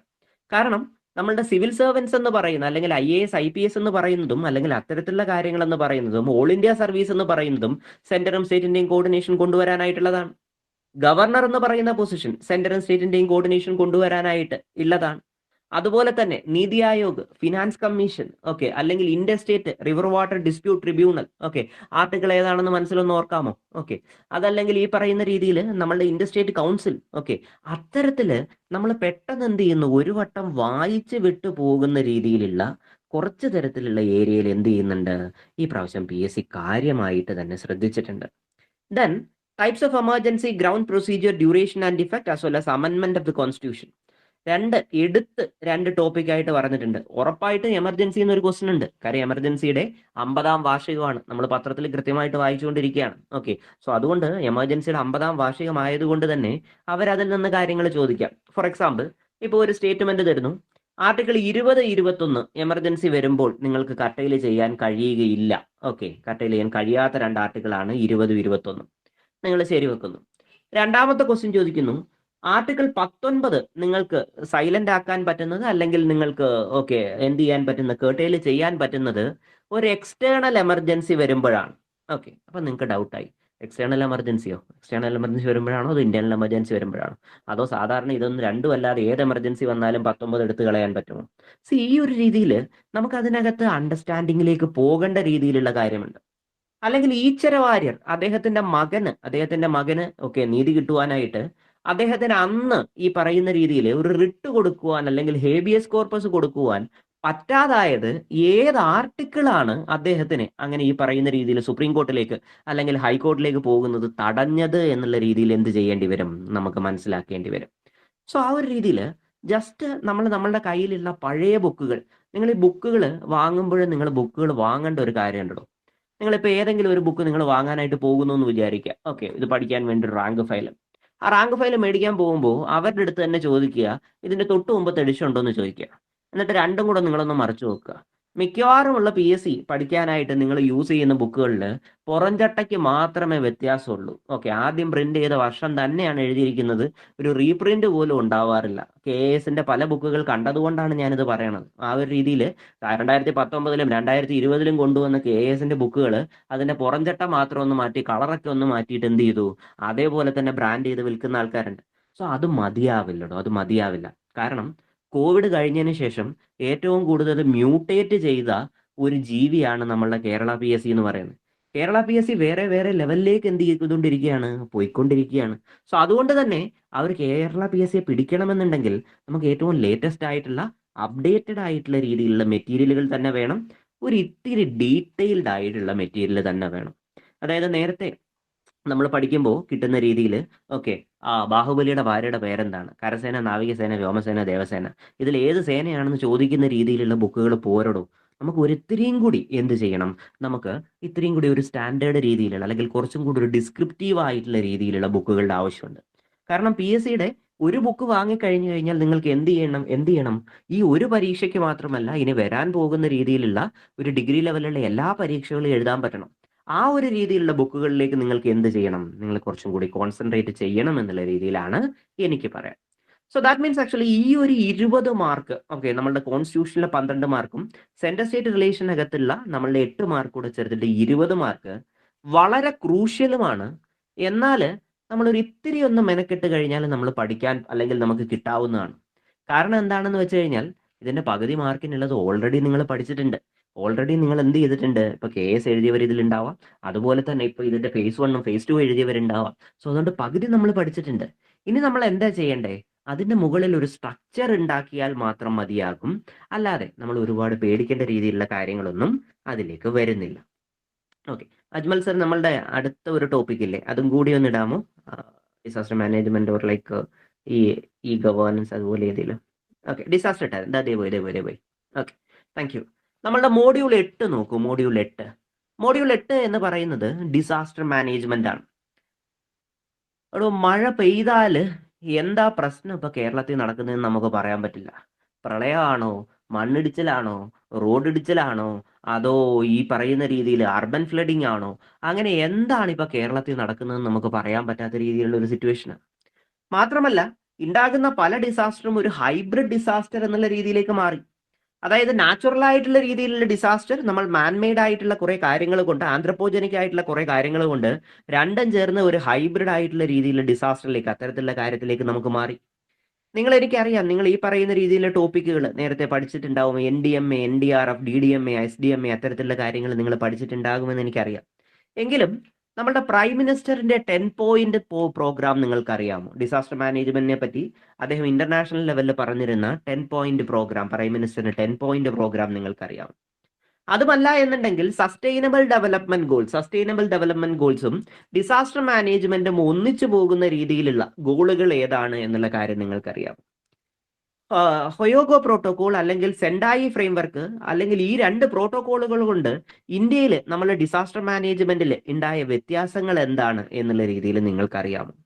അതുമല്ല എന്നുണ്ടെങ്കിൽ ഈ പറയുന്ന രീതിയിൽ നമ്മളുടെ പ്രിപ്പയർനെസ്, റെസ്പോൺസ്, പ്ലാനിങ് ഇത്തരത്തിലുള്ള ഫേസുകളിൽ സർക്കാർ ചെയ്യുന്ന സ്റ്റാൻഡേർഡ് ഓപ്പറേറ്റിംഗ് പ്രൊസീജിയേഴ്സ്, SOPs എന്ന് പറയും, SOP സ്റ്റാൻഡേർഡ് ഓപ്പറേറ്റിംഗ് പ്രൊസീജിയർ, അത്തരത്തിലുള്ള കാര്യങ്ങൾ നിങ്ങൾക്കറിയാമോ? അതുമല്ല എന്നുണ്ടെങ്കിൽ നമ്മളുടെ ഈ പറയുന്ന SDRF അല്ലെങ്കിൽ NDRF ഇവർ 2 പേരുടെയും അകത്തേക്ക് ആൾക്കാരെ എടുക്കുന്നത്, അതിനകത്തുള്ള അവരെ എടുക്കുന്നത് എങ്ങനെയാണ്? ഇതിന്റെ ഇടയ്ക്ക് അവിടെ എഴുതിയിട്ടുള്ള national institute of disaster management സത്യത്തിൽ എന്ത് പരിപാടിയാണ് ചെയ്യുന്നത് എന്നുള്ള കാര്യങ്ങൾ കൂടി നമ്മൾ അറിയണം. കാരണം നിങ്ങൾ ആ ഡിസാസ്റ്റർ മാനേജ്മെന്റ് എന്നുള്ള അതിനകത്ത് നോക്കിയാൽ വേരിയസ് കൈൻഡ് ഓഫ് ഡിസാസ്റ്റേഴ്സ് എന്നുള്ള രീതിയിൽ പറയുന്നില്ല. ഡിസാസ്റ്റേഴ്സ്, നാച്ചുറൽ, ആന്ത്രപ്പോജനിക്, അത് അവിടെ അങ്ങ് പറഞ്ഞു നിർത്തിയതിന് ശേഷം പിന്നീട് ഡിസാസ്റ്റർ മാനേജ്മെന്റിനകത്തേക്ക് ഇറങ്ങിയ ഒരു കളിയാണ്. ഡിസാസ്റ്റർ മാനേജ്മെന്റിന്റെ സൈക്കിൾ എന്താണ്, അതിനകത്തുള്ള post disaster, pre disaster, as well as actually disaster ഫേസിൽ നമ്മൾ ചെയ്യേണ്ട കാര്യങ്ങൾ എന്താണ്, സ്ട്രക്ചറൽ ആൻഡ് നോൺ സ്ട്രക്ചറൽ. ഇപ്പൊ സപ്പോസ് ഏതെങ്കിലും തരത്തിലുള്ള ഒരു സാധനം തരുന്നു, അവലാൻഷെ, എന്നിട്ട് അതിനകത്ത് സ്ട്രക്ചറൽ ആയിട്ടുള്ള കാര്യങ്ങൾ ഏതാണ്, നോൺ സ്ട്രക്ചറൽ ആയിട്ടുള്ള മിറ്റിഗേഷൻ ഗോൾസ് ഏതാണ് എന്നുള്ള രീതിയിൽ വേണമെന്നുണ്ടെങ്കിലും ചോദിക്കാം.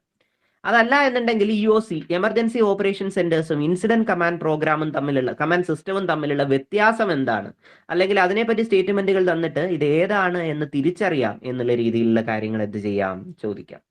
National policy of disaster management മാത്രമല്ല, national plan for disaster management എന്ന മറ്റൊരു കാര്യം കൂടിയുണ്ട്. ആ ഒരു കാര്യം എന്താണ് എന്നുള്ള രീതിയിൽ ചോദിക്കാം. 2024 ഇപ്പൊ പുതിയതായിട്ടുള്ള ഒരു ബില്ല് നാഷണൽ ഡിസാസ്റ്റർ മാനേജ്മെന്റ് ആക്ടിനെ മാറ്റുവാനായിട്ട് അല്ലെങ്കിൽ ചെറിയ രീതിയിൽ അമെന്റ്മെന്റുകൾ വരുത്തുവാനായിട്ട് കൊണ്ടുവന്നിട്ടുണ്ട്. അത്തരത്തിലുള്ള കാര്യങ്ങളെ പറ്റി ചോദിക്കാം. ദ തിങ് ഈസ്, ഈ ഒരു ടോപ്പിക്ക് നമ്മൾ ഒരിത്തിരി പഠിക്കാനുണ്ട്. സത്യമാണ്, നമ്മൾ ഒരിത്തിരി പഠിക്കാനുണ്ട്. പക്ഷെ പഠിച്ചു കഴിഞ്ഞാൽ കൃത്യമായ മെറ്റീരിയലുകളും കൃത്യമായിട്ടുള്ള നോട്ടുകളും വെച്ചിട്ട് നമ്മൾ പഠിച്ചു കഴിഞ്ഞാൽ പിന്നെ തിരിഞ്ഞു നോക്കേണ്ട കാര്യമില്ല. കാര്യം അത്രത്രക്കെ ഉള്ളടേ അതിനകത്ത് ചോദിക്കാൻ, അത്രത്ര കാര്യങ്ങളെ അതിനകത്തുള്ളൂ. അതിന് വെളിയിലായിട്ട് ചോദിക്കാനൊന്നുമില്ല.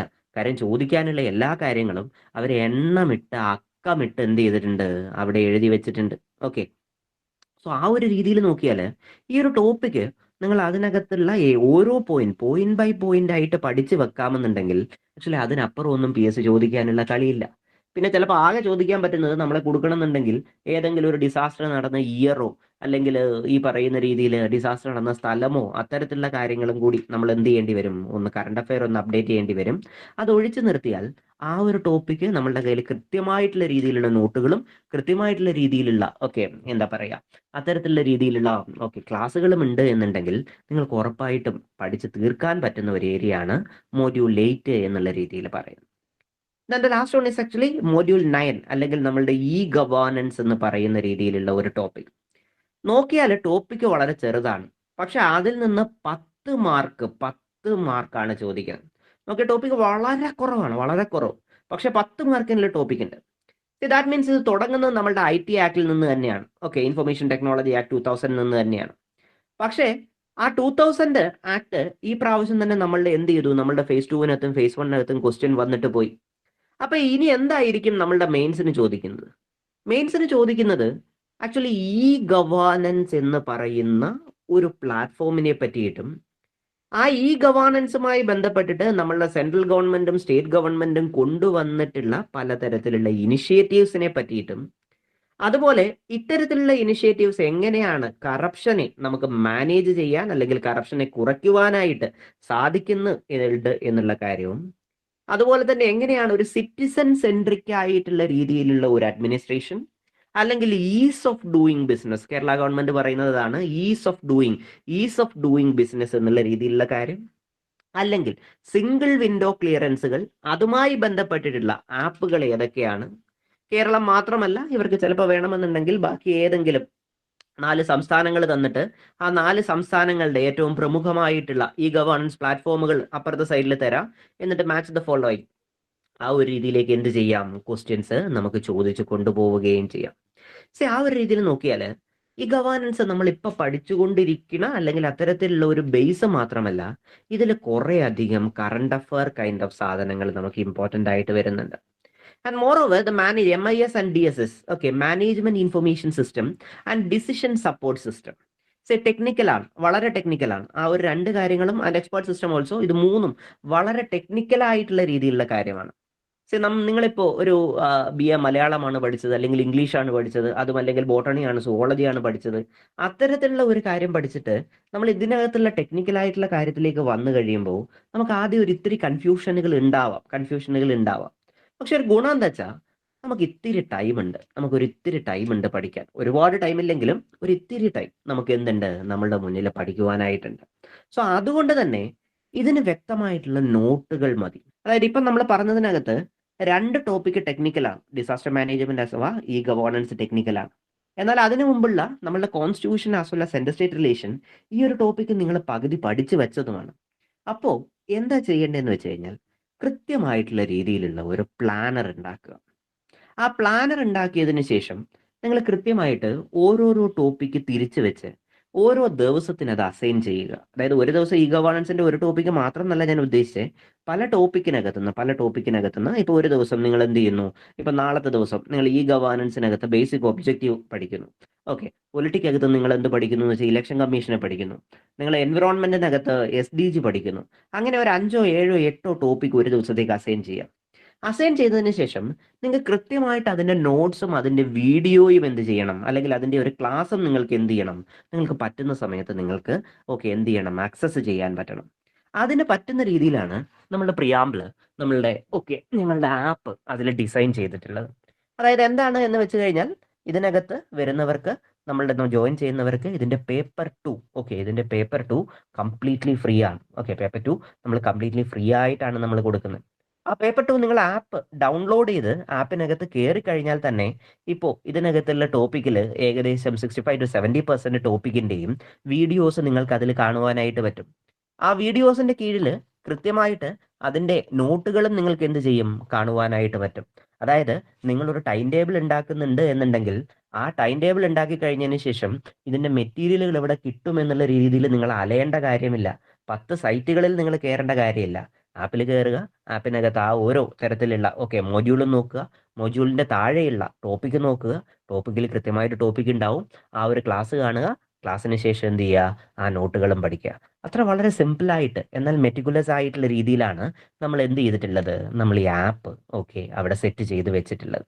നമുക്ക് ഈ പറയുന്ന പേപ്പർ 2 ക്ലാസ്സുകൾ കംപ്ലീറ്റ്ലി ഫ്രീ ആയതുകൊണ്ട് തന്നെ വേറെ എവിടെയും പോകേണ്ട കാര്യമില്ല. നിങ്ങൾക്ക് എന്ത് ചെയ്യാം, ഇന്ന് തൊട്ട് അല്ലെങ്കിൽ നാളെ രാവിലെ തൊട്ട് തന്നെ എന്ത് ചെയ്യാം, ഈ ഒരു മൊഡ്യൂളുകളിലേക്ക് കയറി നിങ്ങൾക്ക് കൃത്യമായിട്ട് അത് പഠിച്ച് മുന്നോട്ടേക്ക് കൊണ്ടുപോകാനും പറ്റും.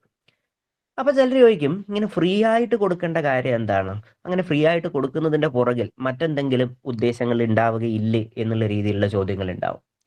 ഉദ്ദേശങ്ങളില്ല എന്ന് നമ്മൾ പറയുന്നില്ല. നമ്മളുടെ ഈ ഒരു ക്ലാസ്സിന്റെ ഒരു സ്റ്റാൻഡേർഡ് എന്താണ് എന്നുള്ളത് നമ്മളുടെ മാർക്കറ്റിലേക്ക് അറിയിക്കുക എന്നുള്ളത് തന്നെയാണ് ഞങ്ങളുടെ ഏറ്റവും വലിയ ഉദ്ദേശം. ഞങ്ങളുടെ വർക്കിനെ പറ്റിയിട്ടും പ്രിയാമ്പിളിന്റെ ബാക്കിയുള്ള കാര്യങ്ങളെ പറ്റിയിട്ടും ക്ലാസിന്റെ ഘടനയെ പറ്റിയിട്ടും അജ്മൽ സാർ നിങ്ങളോട് സംസാരിക്കുന്നതാണ്. അത് കഴിഞ്ഞ് ഞാൻ വീണ്ടും നിങ്ങളോട് ജോയിൻ ചെയ്യാം. Ajmal sir. Yes, sir. Yes. Audible. Thank you, sir. Thank you very much. So, നമ്മളിപ്പം ഡിസ്കസ് ചെയ്തിട്ടുണ്ടായിരുന്ന 4 പേപ്പറുകളാണ്. തുടർന്നുള്ള മറ്റു പേപ്പറുകളിലേക്കും പോകുന്നുണ്ട് ഡിസ്കഷൻ. അതിനു മുമ്പായിട്ട് സാറ് പറഞ്ഞ് അവസാനിപ്പിച്ചൊരു കാര്യം ഉണ്ടായിരുന്നു, Preamble education application and website പ്ലാറ്റ്ഫോമിനെ പറ്റിയിട്ട്. ഒരുപക്ഷെ നിങ്ങളിൽപ്പെട്ട പലരും നമ്മളുടെ ക്ലാസ്സുകൾ അറ്റൻഡ് ചെയ്ത് തുടങ്ങിയിട്ടുണ്ടാവും. കാരണം ഞാൻ ചോദിച്ചപ്പോൾ തന്നെ പറഞ്ഞിട്ടുണ്ടായിരുന്നു ക്ലാസ്സുകൾ കണ്ടു തുടങ്ങിയിട്ടുണ്ടെന്ന്. നമ്മൾ സ്റ്റേജ് 1 എക്സാമിനേഷൻ കഴിഞ്ഞതിന് ശേഷം തന്നെ കോഴ്സ് ലോഞ്ച് ചെയ്തിട്ടുണ്ടായിരുന്നു. And this program is completely free for you. നിങ്ങൾക്ക് ഈ ഒരു പ്രോഗ്രാം പൂർണ്ണമായിട്ടും പേപ്പർ 2 ക്ലാസ്സുകൾ ഫ്രീ ആയിട്ടാണ് പ്രൊവൈഡ് ചെയ്യുന്നത്. അതോടൊപ്പം തന്നെ preamble secretariat assistant mains examination എഴുതാൻ ആഗ്രഹിക്കുന്ന കുട്ടികൾക്ക് വേണ്ടിയിട്ട് എന്തൊക്കെ റിസോഴ്സസ് ആണ്, ഞാൻ ആദ്യം പറഞ്ഞു വെച്ചിരുന്ന ഒരു കാര്യം ഉണ്ടായിരുന്നു, റിസോഴ്സസിന്റെ ക്വാളിറ്റി എന്ന് പറയുന്നത്. So I just take you to our website. നമ്മളുടെ വെബ്സൈറ്റിലേക്ക് ഒന്ന് കൊണ്ടുപോവുകയാണ് നിങ്ങളെ. ആൻഡ് ഇൻ കേസ് നിങ്ങൾ ഈ വെബ്സൈറ്റിൽ ഇതുവരെ ഒന്ന് എക്സ്പ്ലോർ ചെയ്തിട്ടില്ല എന്നുണ്ടെങ്കിൽ നിങ്ങൾക്ക് എക്സ്പ്ലോർ ചെയ്യുന്നതിന് വേണ്ടിയിട്ട് കൂടിയിട്ടാണ്. അവിടെ നിങ്ങൾക്ക് കോഴ്സുകൾ കൂടി ഞാൻ പരിചയപ്പെടുത്തുന്നുണ്ടാവും. So starting you will be having different options. നിങ്ങൾക്ക് വിവിധ എക്സാമുകളെ പറ്റിയിട്ട് അറിയാനുള്ള ഒരു ഓപ്ഷൻ ഉണ്ടാവും. അതേപോലെ തന്നെ and you will have quizzes, daily quizzes എന്താണെന്ന് ഞാൻ പറഞ്ഞു തരാം. ദെൻ സ്കൂൾ കോർണർ വേണ്ട, ലീവ് ചെയ്ത് തരാം. കറണ്ട് അഫയേഴ്സ് സെഷൻ ഉണ്ടാവും, ഓൺലൈൻ പ്രോഗ്രാമുകളെ പറ്റിയിട്ടുള്ള ഡീറ്റെയിൽസ് ഉണ്ടാവും, എക്സാം സീരീസുകൾ, നമ്മുടെ ടെസ്റ്റ് സീരീസ് പ്രോഗ്രാമുകളെ പറ്റിയിട്ടുള്ള ഡീറ്റെയിൽസ് ഉണ്ടാവും, റിസോഴ്സസ്, ഇതൊരു വലിയ പേജാണ്, ഇതൊരു വലിയ വാതിലാണ്, അതെന്താണെന്ന് ഞാൻ പറഞ്ഞു തരാം. ദെൻ ബൈ ഓൺലൈൻ സെഷൻ ഉണ്ട്. Then other things are there. അത് നമുക്ക് വേണ്ട കാര്യങ്ങളല്ലാതൊന്നും അത് അതിലേക്ക് പോകട്ടെ, റീഡിംഗ് റൂം എന്ന് പറയുന്നത്. സോ ബൈ ഓൺലൈൻ സെക്ഷനിൽ നിങ്ങൾക്ക് കാണാൻ സാധിക്കുന്നത് നമ്മൾ ഇതുവരെ പബ്ലിഷ് ചെയ്തിട്ടുള്ള ബുക്കുകളാണ്. So previous year question paper അടങ്ങുന്ന ഒരു question bank 2025 the best seller in the PSC examination. PSC examination പഠിക്കാൻ ഉദ്ദേശിച്ചിട്ടുള്ള അല്ലെങ്കിൽ പഠിച്ച കുട്ടികളുടെ ഇടയിൽ നിന്നും ഏറ്റവും ബെസ്റ്റ് സെല്ലർ ആയിട്ട് വന്നിട്ടുണ്ടായിരുന്ന ബുക്കാണിത്. ഈ ഒരു ബുക്ക് എന്ന് പറയുന്നത് 2021 മുതൽ 24 വരെയുള്ള degree level prelims and mains examination subject wise ആയി തിരിച്ചുകൊണ്ട്, നിങ്ങളുടെ കയ്യിൽ ഒരു സിലബസ് ഉണ്ടാവുമല്ലോ, ആ സിലബസിൽ ഹിസ്റ്ററിയിൽ നിന്ന് തുടങ്ങി മാത്സ്, മലയാളം, ഇംഗ്ലീഷ് എന്ന് പറഞ്ഞ് അവസാനിക്കുന്നു. പിന്നെ മെയിൻസിന്റെ ടോപ്പിക്കുകളുണ്ട്. അപ്പൊ ഈ ടോപ്പിക്കുകൾ അടങ്ങുന്ന ഭാഗത്തെ സബ്ജക്ട് വൈസ് ആയി തിരിച്ചുകൊണ്ട് ഓരോ വർഷത്തെയും ചോദ്യങ്ങളെ ഡിഫറൻസ് ആയിട്ട് കൊടുത്തുകൊണ്ട് നിങ്ങളുടെ മുമ്പിലേക്ക് അവതരിപ്പിച്ചിട്ടുള്ള ഒരു ബുക്കാണ് ഈ ഒരു ബുക്ക്. ഒരുപക്ഷെ നിങ്ങളിൽപ്പെട്ട നല്ലൊരു ശതമാനം ആളുകളുടെ കയ്യിലും ഈ ബുക്ക് ഉണ്ടാവും. എന്നിരുന്നാലും ഇല്ലാത്ത കുട്ടികൾക്ക് കൂടി വേണ്ടിയിട്ടാണ് ഞാനിത് പറയുന്നത്. കാരണം അതൊരു ബെസ്റ്റ് സെല്ലർ ആയിരുന്നു, അതുകൊണ്ട് ഓൾമോസ്റ്റ് എല്ലാ കുട്ടികളുടെയും കയ്യിൽ അത് എത്തിയിട്ടുമുണ്ട്. സോ അതിൽ നിങ്ങൾക്ക് ആൻസർ കീസ് വളരെ ഡീറ്റെയിൽഡ് ആയിട്ടുള്ള എക്സ്പ്ലനേഷൻ ഉണ്ടാവും. ഇൻ ലൈക്ക് ഒരു PYQ ബുക്ക് മാത്രം നിങ്ങൾക്ക് പ്രിപ്പയർ ചെയ്തുകൊണ്ട് പോയാൽ prelims examination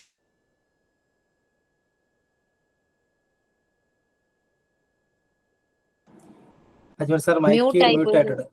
Ajmal sir mic mute ആണ്, അതാണ്. നേരത്തെ മ്യൂട്ട് ആയിരുന്നോ അതോ ഇപ്പോഴാണോ മ്യൂട്ട് ആയത്? ലാസ്റ്റ് പറഞ്ഞത് PYQ ബുക്ക് എക്സാം എന്ന് പറഞ്ഞത് തൊട്ട് മ്യൂട്ട് ആയിരുന്നു. ഓക്കെ. സോ ഇത് പ്രിലിംസ് എക്സാമിനേഷൻ ക്ലിയർ ചെയ്യാൻ സാധിക്കുമോ എന്നുള്ളൊരു ചോദ്യം. പ്രിലിംസ് എക്സാമിനേഷൻ കഴിഞ്ഞതിന് ശേഷം ഏറ്റവും കൂടുതൽ ആളുകൾ വിളിച്ചിട്ട് പറഞ്ഞിട്ടുള്ള ഒരു കാര്യം അതായിരുന്നു. PYQ മാത്രം നോക്കിയിട്ടാണ് പോയത്, നന്നായിട്ട് മാർക്ക് സ്കോർ ചെയ്യാൻ സാധിച്ചു. അതിലൊരാൾ ജെന്യൂനായിട്ട് പറയാണ്, PYQ മാത്രമേ ഞാൻ നോക്കിയുള്ളൂ, മറ്റൊന്നും നോക്കിയില്ല, എനിക്ക് നല്ല മാർക്കുണ്ട്, വളരെ യൂസ്ഫുൾ ആയിരുന്നു. കാരണം ഇത് പ്രിലിംസ് മാത്രമല്ല, മെയിൻസ് ഉണ്ട്, വളരെ ഡീറ്റെയിൽഡ് ആയിട്ടുള്ള ആൻസർ കീ ഉണ്ട്. ഒരു സെക്ഷൻ, ഒരു ചോദ്യം നിങ്ങൾക്ക് കിട്ടിക്കഴിഞ്ഞാൽ അതുമായി റിലേറ്റ് ചെയ്തിട്ടുള്ള എല്ലാ ഉത്തരവും നിങ്ങൾക്ക് കൊടുത്തിട്ടുണ്ടാവും. അതുകൊണ്ട് തന്നെ എന്താണ്, ഒരു റാങ്ക് ഫയൽ അല്ലെങ്കിൽ സിലബസിനെ എൻ്റയർലി കവർ ചെയ്ത് പഠിക്കാൻ പറ്റാത്ത ഒരാളിനെ സംബന്ധിച്ചിടത്തോളം നിങ്ങൾക്കിത് മാർക്ക് സ്കോർ ചെയ്യുന്നതിന് ഹെൽപ്ഫുൾ ആണ്. പഠിച്ച ഒരാളെ സംബന്ധിച്ചിടത്തോളം നിങ്ങൾ മാർക്ക് കൂട്ടി കൊണ്ടുവരുന്നതിന്, അതായത് റാങ്കിൽ നിങ്ങൾ മുന്നോട്ട് കൊണ്ടുവരുന്നതിനും ഈ ബുക്ക് നിങ്ങൾക്ക് ഹെൽപ്ഫുൾ ആണ്. ഡീറ്റെയിൽസ് എല്ലാം വെബ് പേജിൽ അവൈലബിൾ ആണ്. സോ ദിസ് ബുക്ക് നിങ്ങൾക്ക് ഒരു മസ്റ്റ് പർച്ചേസ് ബുക്ക് തന്നെയാണ്. Then we have the KES books and other മറ്റ് KES ബുക്കുകളും എല്ലാം ഉണ്ട്. ഇതേപോലെ തന്നെ സെക്രട്ടേറിയറ്റ് അസിസ്റ്റന്റിന്റെ LSJE പരീക്ഷയ്ക്ക് പേപ്പർ 2 ബുക്ക് നമ്മൾ പബ്ലിഷ് ചെയ്തതുപോലെ തന്നെ സെക്രട്ടേറിയറ്റ് അസിസ്റ്റന്റിന്റെ ഈ 9 ടോപ്പിക്കുകൾ അടങ്ങുന്ന സ്പെഷ്യൽ ടോപ്പിക്കിന്റെ പേപ്പർ 2 ബുക്കും പബ്ലിഷ് ചെയ്യുന്നതാണ്. നെക്സ്റ്റ് മന്തോട് കൂടിയിട്ടായിരിക്കും പബ്ലിഷ് ചെയ്യുന്നത്. പക്ഷെ അതുവരെ നിങ്ങൾ വെയിറ്റ് ചെയ്ത് നിൽക്കണമെന്നില്ല. നിങ്ങളുടെ പഠനം ഓൾറെഡി നിങ്ങൾക്ക് സ്റ്റാർട്ട് ചെയ്ത് തുടങ്ങാൻ പറ്റും. അതിനു വേണ്ടിയിട്ടാണ് ഞാൻ നേരത്തെ പറഞ്ഞിട്ടുണ്ടായിരുന്നത്, ആപ്ലിക്കേഷനിൽ നിങ്ങൾ ഇതുവരെ കയറിയിട്ടില്ല എന്നുണ്ടെങ്കിൽ, ആപ്ലിക്കേഷൻ ഡൗൺലോഡ് ചെയ്തിട്ടില്ല എന്നുള്ളവരാണെന്നുണ്ടെങ്കിൽ നിങ്ങൾ എന്ത് ചെയ്യുക, പ്രിയാമ്പിൾ എഡ്യൂക്കേഷൻ എന്ന് ടൈപ്പ് ചെയ്ത് ഗൂഗിൾ പ്ലേ സ്റ്റോറിൽ നിന്നോ ആപ്പ് സ്റ്റോറിൽ നിന്നോ ആപ്ലിക്കേഷൻ ഡൗൺലോഡ് ചെയ്യുക.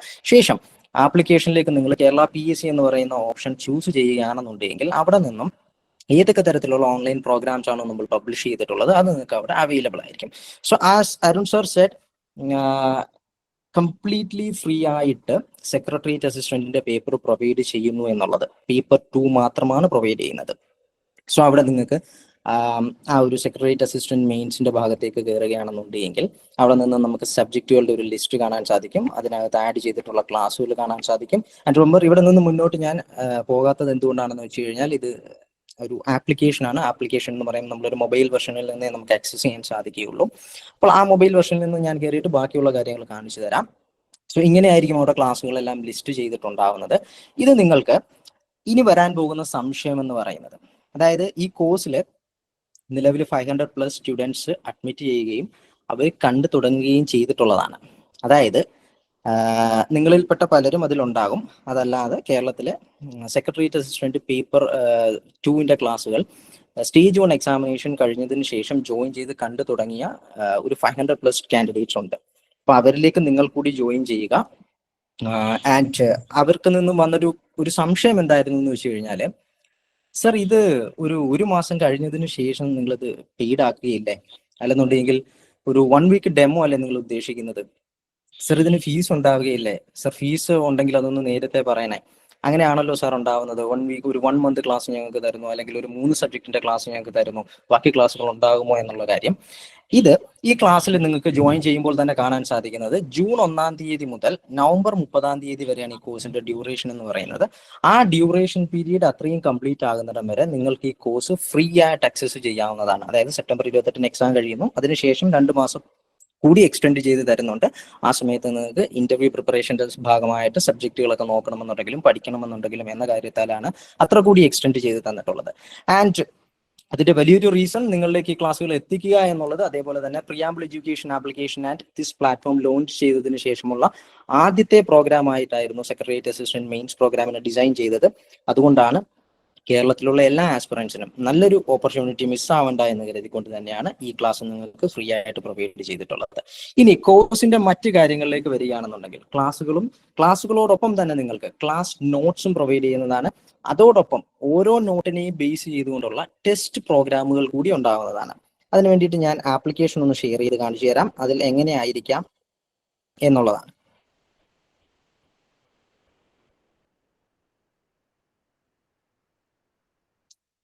Hope my screen is visible to you. So preamble education application app സ്റ്റോറിൽ നിന്നോ പ്ലേ സ്റ്റോറിൽ നിന്നോ ഡൗൺലോഡ് ചെയ്ത് കഴിഞ്ഞാൽ സെക്രട്ടേറിയറ്റ് അസിസ്റ്റന്റ് എക്സാമിനേഷനുമായി ബന്ധപ്പെട്ടിട്ടുള്ള കോഴ്സിന്റെ ഏരിയ ഉണ്ടാകും. അവിടെ നിന്ന് നിങ്ങൾ കോഴ്സിലേക്ക് കിടക്കുകയാണെന്നുണ്ടെങ്കിൽ അവിടെ നിങ്ങളുടെ സബ്ജക്റ്റുകൾ ലിസ്റ്റ് ഡൗൺ ചെയ്തിട്ടുണ്ടാവും. അതിൽ ക്ലാസ്സസ് കംപ്ലീറ്റ് ആയി വരുന്നതേ ഉള്ളൂ. ക്ലാസ്സസ് ആയിട്ടുള്ളവയുടെ സബ്ജക്റ്റുകൾ നിങ്ങൾക്ക് തീർച്ചയായിട്ടും അവിടെ കാണാൻ പറ്റും. പ്രിൻസിപ്പിൾസ് ഓഫ് അഡ്മിനിസ്ട്രേഷൻ, അതുമായി ബന്ധപ്പെട്ടിട്ടുള്ള ഏരിയാസ് അവിടെ നിങ്ങൾക്ക് പ്രൊവൈഡ് ചെയ്തിട്ടുണ്ട്. അതേപോലെ തന്നെ എന്താണ് കോൺസ്റ്റിറ്റ്യൂഷണൽ സ്ട്രക്ചർ ഏരിയാസ് നിലവിൽ അപ്ഡേറ്റ് ചെയ്തിട്ടുണ്ട്. അതിൽ നമ്മളൊരു ഫസ്റ്റ് ടോപ്പിക്കിലേക്ക് പോവുകയാണ്, ലൈക്ക് ഫണ്ടമെന്റൽ റൈറ്റ്സിലേക്ക് പോവുകയാണെന്നുണ്ടെങ്കിൽ ഇവിടെ ഇങ്ങനെയായിരിക്കും നിങ്ങൾക്ക് ലിസ്റ്റ് ഡൗൺ ചെയ്തിട്ടുണ്ടാവുക. അവിടെ നിങ്ങൾക്ക് ക്ലാസ്സസ് ഉണ്ടാകും, അതേപോലെ തന്നെ നോട്ട്സ് എന്ന് പറയുന്ന ഒരു ഏരിയ ഡൗൺലോഡ് ചെയ്യാനുണ്ടാകും. നോട്ടുമായി ബന്ധപ്പെട്ടുകൊണ്ടുള്ള എക്സാം എന്ന് പറയുന്ന ഒരു ഭാഗം കൂടിയിട്ട് അവിടെ കൊടുത്തിട്ടുണ്ടാവും. സോ എന്താണ് ചെയ്യേണ്ടതെന്ന് ചോദിച്ചു കഴിഞ്ഞാൽ ഈ ക്ലാസ്സുകൾ ഓരോന്നായിട്ട് നിങ്ങൾക്ക് ക്ലിക്ക് ചെയ്ത് കഴിഞ്ഞാൽ ആ ക്ലാസ്സുകളുടെ വീഡിയോസ് കാണാൻ പറ്റും. അതേപോലെ തന്നെ റൈറ്റ് സൈഡിൽ ഒരു ഡൗൺലോഡ് ഓപ്ഷൻ കൂടിയിട്ടുണ്ട്. നെറ്റ്വർക്ക് ഉള്ള സമയത്ത് ഡൗൺലോഡ് ചെയ്ത് കീപ്പ് ചെയ്ത് കഴിഞ്ഞാൽ നെറ്റ്വർക്ക് ഇല്ലാത്ത സമയത്തും നിങ്ങൾക്ക് അത് കാണാവുന്നതാണ്. അങ്ങനെ നിങ്ങൾക്ക് മൾട്ടിപ്പിൾ ടൈംസ് ഈ ക്ലാസ് വാച്ച് ചെയ്യുന്നതിനും അതേപോലെ തന്നെ അതിൽ നിന്നും വരുന്ന നോട്ട്സിനെ ലൈക്ക് നോട്ട്സിന്റെ കൂടിയിട്ട് ഒരു ഡേറ്റ കാണിച്ചു തരാം. നോട്ട്സ് എങ്ങനെയായിരിക്കും എന്നുള്ളത് വളരെ കോംപ്രിഹെൻസീവ് ആയിട്ടുള്ള ഒരു നോട്ടാണ് പ്രൊവൈഡ് ചെയ്തിട്ടുള്ളത്.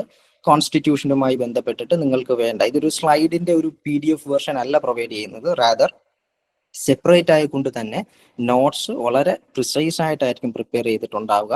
അങ്ങനെ പ്രിപ്പയർ ചെയ്ത നോട്ട് നിങ്ങൾക്ക് ഡൗൺലോഡ് ചെയ്യുകയും അത് പ്രിന്റ് ഔട്ട് എടുക്കുകയും അത് വായിച്ച് പഠിക്കുകയും ചെയ്യാം. തുടർന്ന് എന്തെങ്കിലും ഡൗട്ട്സ് ഉണ്ടെങ്കിൽ വീണ്ടും വന്നിട്ട് നിങ്ങൾക്ക് ക്ലാസ്സുകൾ കാണാവുന്നതാണ്.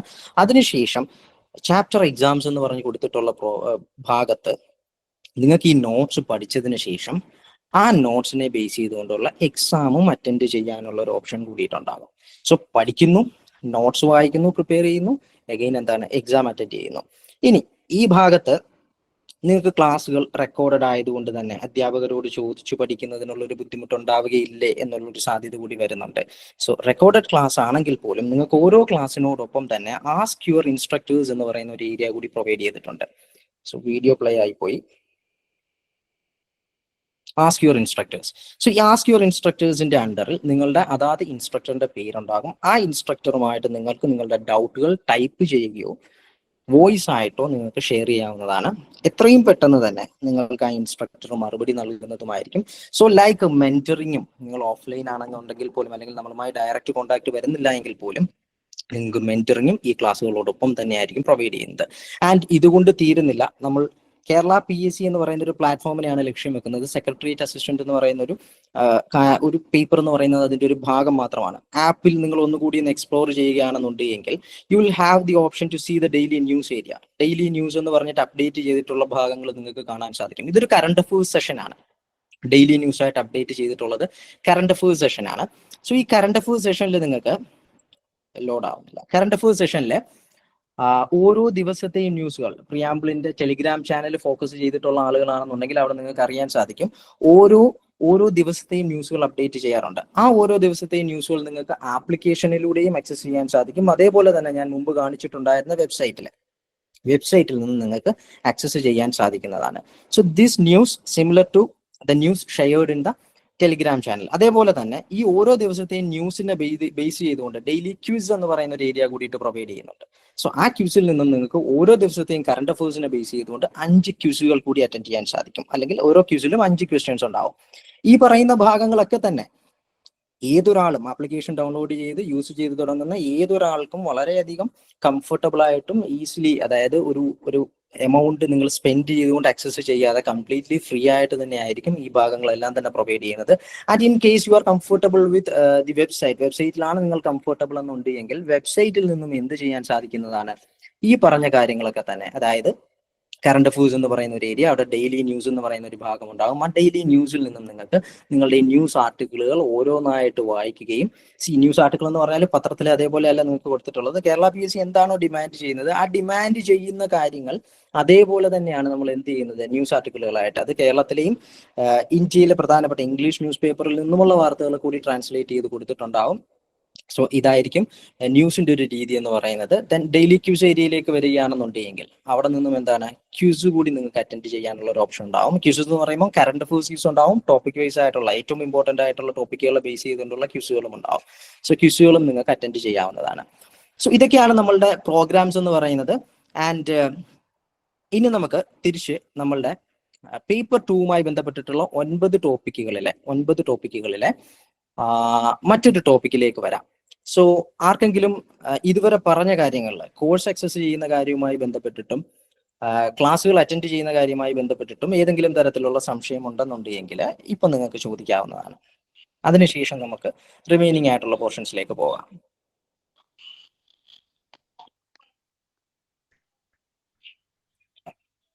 എന്തെങ്കിലും ചോദിക്കുന്നുണ്ടോ? സൗണ്ട് എന്തോ ഒന്ന്. സാറേ 10 വയസ്സുള്ളവർക്ക് എത്ര മാർക്ക് കൊണ്ട് പഠിക്കാൻ പറ്റും? കേട്ടില്ല, എന്താണ്? 10 വയസ്സുള്ളവർക്കേ എക്സാം ചെയ്തവർക്ക് എത്ര മാർക്ക് കൊണ്ട് പഠിക്കാൻ പറ്റും സെക്രട്ടേറിയറ്റ് ടെസ്റ്റിന്റെ? ക്ലിയർ ആയില്ല, ചോദ്യം ക്ലിയർ ആയില്ല. ഫസ്റ്റ് ഫേസ് ആണോ? ഫസ്റ്റ് ഫേസ് ഫേസിൽ 46 എബോവ് ഉണ്ടെന്നുണ്ടെങ്കിൽ നമുക്ക് ഷുവർ ആയിട്ടും പഠിക്കാൻ പറ്റും. പഠിക്കുന്നതിനെ പറ്റിയിട്ട് നമ്മൾ യാതൊരുവിധ കൺഫ്യൂഷനും ഉണ്ടാവേണ്ട കാര്യമില്ല. സോ ആ ഒരു മാർക്ക് ഉണ്ടെന്നുണ്ടെങ്കിൽ നമുക്ക് പ്രിപ്പറേഷൻ സ്റ്റാർട്ട് ചെയ്യുന്നതിനകത്ത് യാതൊരുവിധ ബുദ്ധിമുട്ടും കാണിക്കേണ്ട എന്നുള്ളതാണ്. പിന്നെ നോർമലൈസേഷനൊക്കെ ഉണ്ടാകും, മാർക്ക് കുറഞ്ഞാലും ശരി നോർമലൈസേഷനൊക്കെ ഉണ്ടാകും. അതുകൊണ്ട് ഈ 2 എക്സാമും 2 ഡിഫിക്കൽട്ടി ലെവൽ ആയതുകൊണ്ട് തന്നെയാണ് ഈ പറയാനുള്ള കാര്യം. സോ നമുക്ക് ഷുവർ ആയിട്ടും പഠിക്കാം എന്ന് പറയുന്ന ഒരു മാർക്ക് ഒരു 46 എബോ ഒക്കെ ഉണ്ടെന്നുണ്ടെങ്കിൽ പ്രിപ്പയർ ചെയ്ത് തുടങ്ങാം എന്നുള്ളതാണ്. സാറേ ഗുഡ് ഈവനിങ്.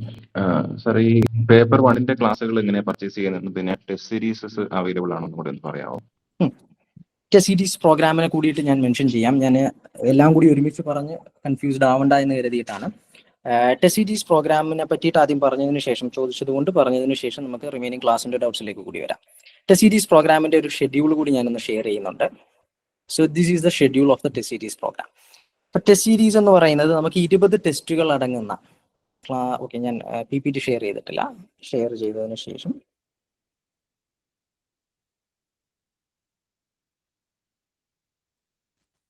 കാണാൻ കഴിയുന്നുണ്ടോ?